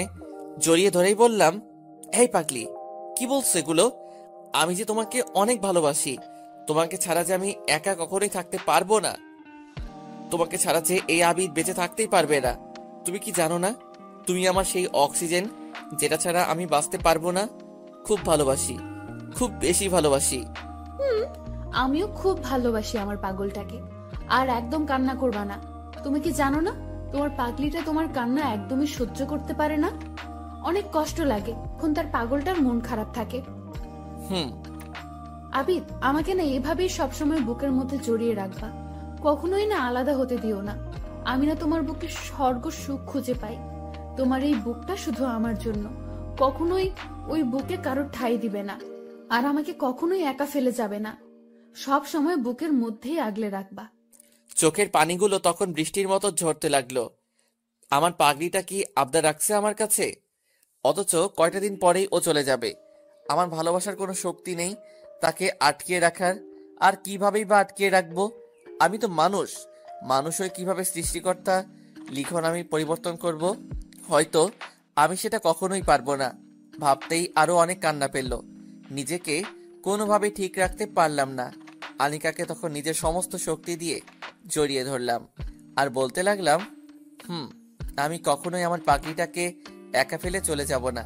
সব সময় আমি আমার পাগড়িটাকে আমার বুকের মধ্যেই রাখবো, আড়াল হতে দিব না। এবার একটু তুমি হাসো তো। এভাবেই সবসময় হাসবা। আর আমার ইয়েটা কে দেবে? ইয়েটা কি? ওই যে কপালে ভালোবাসার স্পর্শ। বুঝে গেলাম ও কি চাচ্ছে এখন। ঠিক তখন ওর কপালে আলতো করে একটা চুমু দিয়ে চোখ দিয়ে পানি ছেড়ে দিলাম। কিছুদিন পর কে বলবে আবিদ আমার কপালে একটা চুমু দিবে না? ভাবতেই কলিজা ফেটে চিৎকার করে কান্না আসে। তবে হয়তো সেটা করার অধিকার আমার নেই। দিন যতই যাচ্ছে আনিকার পাগলামিগুলো তত বেড়েই চলছে। সারাটাক্ষণ আমার পাশে বসে থাকবে, নয়তো আমার কাঁধে মাথা রেখে শুয়ে থাকবে আর বলতে থাকবে একটা গল্প শোনাতে। যদি আমি না করতাম তখনই রাগ করতো। এই তো সেদিনের একটা ঘটনা। আবিদ, আমাকে একটা গল্প শোনাবে? আমার ভালো লাগছে না গো। এখন গল্প বলতে পারবো না, তার চেয়ে ভালো তুমি নিজেই বলো। লাগবে না তোমার গল্প বলা, আর কখনোই গল্প শুনতে চাইবো না। আচ্ছা, আমি বলছি। সত্যি বলবে তো? তাহলে শুনো, আমি গল্প বলা শুরু করলাম। জানো আনিকা, কোন একটা রাজ্যে বসবাস করত একটা রাজকুমার। সেই রাজ্যেই একটা রাজকুমারী ছিল। রাজকুমারটা ওই রাজকুমারীকে নিজের থেকেও অনেক বেশি ভালোবাসতো। তারপর? জানো, ওই রাজকুমারীটা রাজকুমারকেও অনেক ভালোবাসতো। সব সময় রাজকুমারের বুকের মধ্যে নিজেকে জড়িয়ে রাখতে চাইতো। সব সময় তারা স্বপ্ন দেখতো তাদের একটা সুখের সংসার হবে, তাদের ছেলে মেয়ে হবে, সবাইকে নিয়ে সুখে শান্তিতে বসবাস করবে। কিন্তু তা আর হয়ে উঠল না। কেন? তাদের ভিতর কি কোনো ঝগড়া হয়েছে? তাদের ভিতর কোনো ঝগড়া হয়নি, কিন্তু আল্লাহ হয়তো চাইনি কখনই তারা একসাথে থাকুক, যার কারণে তাদেরকে আল্লাহ চিরতরে আলাদা করে দেয়। চিরতরে? কিন্তু কিভাবে? অনেক বড় একটা ঝড় আসলো তাদের জীবনে। তারপর সেই ঝড়টা রাজকুমারীকে রাজকুমারের থেকে চিরতরে আলাদা করে দেয়। রাজকুমারের তখন কিছু হয়নি? হয়েছে। যার কুমারীকে না পেয়ে ওই রাজকুমারটা পাগলের মতো হয়ে যায়, আর ওকে ছাড়া থাকতে না পেরে নিজেকেও শেষ করে দেয়। আর এইভাবেই তাদের ভালোবাসার পরিসমাপ্তি ঘটে। ইস, রাজকুমারটার অনেক কষ্ট হয়েছে, হয়তো নিজের থেকেও বেশি ভালোবাসতো, তাই না? আচ্ছা আবিদ, একটা কথা বলবো? বলো। কখনো যদি আমিও ওই রাজকুমারীর মতো হারিয়ে যাই, তখন তুমি কি করবা? আনিকার এমন প্রশ্ন শুনে মাথাটা ঘুরে গেল, বুকটা কেন জানি কষ্টে ফেটে গেল। ভাবতেই অবাক লাগছে, আনিকাও আমাকে ছেড়ে চলে যাবে। আর এটা তো এতক্ষণ ভুলেই গিয়েছিলাম। তখনই আনিকাকে জড়িয়ে ধরে কান্না করে দিলাম। খুব কষ্ট হচ্ছিল, তাই নিজেকে আর আটকাতে পারিনি। এই রে, আমার পাগলটাকে খুব কষ্ট দিয়ে ফেলছি। এই আবিদ, প্লিজ কান্না করবা না, আমি তো মজা করে বলছি। কিন্তু তখন কোনো কিছুই মাথায় ঢুকছে না, কারণ আনিকা নিজেও জানে না ও যেটা ফান করে বলেছে 2 দিন পর সেটাই সত্যি হবে। ভাবতেই আরো জোরে কান্না করে দিলাম। আর তখন আনিকাও কান্না করে দিছে, আর বারবার আমাকে কান্না করতে নিষেধ করেছে। সেদিন কোনোভাবে ওর সামনে ঠিক হতে পারলেও পরে আর নিজেকে ঠিক করতে পারিনি। সারাটা দিন ওকে নিয়ে ভাবতাম, ঠিক মতো খাওয়া দাওয়া করতাম না। এইদিকে আমার পা ঠিক হয়ে গেলেও চোখের আগের থেকে বেশি ক্ষতি হয়ে যাচ্ছে, কারণ আমি ঠিক মতো কোনো ওষুধ খেতাম না। আনিকা এটা নিয়ে আমাকে কড়াভাবে শাসন করত, কিন্তু শাসন করলেই কি হবে, যেখানে আমি নিজেই দেখছি আমার প্রিয় মানুষটা আস্তে আস্তে মৃত্যুর দিকে চলে যাচ্ছে, সেখানে আমি কিছুই করতে পারছি না। আর সেই জায়গায় থেকে আমি নিজেকে কিভাবে ঠিক করব? সব সময় আল্লাহকে একটা কথা জিজ্ঞাসা করতাম, কেন আমার জীবনটা এমন করে দিল? কোন পাপে আমার লাইফটা শেষ হয়ে গেল? কিন্তু কোনো উত্তর পেতাম না। আর উত্তর পাবই বা কিভাবে? সৃষ্টি হয়ে স্রষ্টাকে প্রশ্ন করলে কি উনি ওনার কাজের হিসাব দিবে না। তাই আমার প্রশ্নের উত্তরটাও আমার অজানাই থেকে যাবে। হয়তো মরার পর সব উত্তর আমাকে দিয়ে দিবে, কোন কারণে এসব করেছে। যাই হোক, দিন যেতে যেতে প্রায় 2টা মাস কেটে গেল। এইদিকে আনিকার চিকিৎসাও পুরোপুরিভাবে শুরু হয়ে গেল। আনিকা তখন জানতো না ওর কি হয়েছে। আমি যেটা বলতাম ও ঠিক সেটাই করত, আমার কোনো কথাই না করতো না। হঠাৎই একদিন আনিকার প্রচন্ড কাশি হতে লাগলো। আমি আস্তে আস্তে ওর সামনে গেলাম। আমাকে দেখে ও ওয়াশরুমে যেতে চাইলে আমি তাকে আটকিয়ে ফেললাম। পরে ওকে আটকানোর পর ওর দিকে তাকাতেই কেমন চোখের আবছালোতে ওর মুখে লাল বর্ণ কিছু একটা দেখতে পেলাম। ওর মুখে হাত দিতেই আমার হাতটা কোনো এক তরল পদার্থে ভরে গেল। নাকের সামনে হাতটা নিতেই রক্তের গন্ধ। তার মানে কি আনিকার মুখ দিয়ে রক্ত বের হচ্ছে? ঘটনাটা বুঝতেই কেমন কলিজাটা ফেটে যাচ্ছে। আনিকার আবারও কাশি শুরু হলো, প্রচন্ড কাশি, যেন থামতেই চাচ্ছে না। অনেকক্ষণ কাশতে কাশতে প্রায় বেহুশ হওয়ার অবস্থা। ওর কাশি দেখে বুকের ভেতর প্রচন্ড হাহাকার শুরু হয়ে গেছে। খুব কষ্ট লাগছিল, কিছুতেই নিজেকে শান্ত করতে পারলাম না। চিৎকার করে কান্না করে দিলাম। আমার কান্না দেখে আনিকা কেমন যেন হয়ে গেল। ও ওয়াশরুম থেকে পরিষ্কার হতে চলে গেল। এইদিকে আমি কোনোভাবেই নিজেকে ঠিক করতে পারছিলাম না। আল্লাহকে ডাকছিলাম আর বারবারই বলতে লাগলাম, আল্লাহ তুমি এমন কেন করলে? কেন এই নিষ্পাপ মেয়েটাকে এত বড় শাস্তি দিলে? ওর বদলে আমাকে তুমি নিয়ে যেতে। ওকে তুমি আর কষ্ট দিও না আল্লাহ।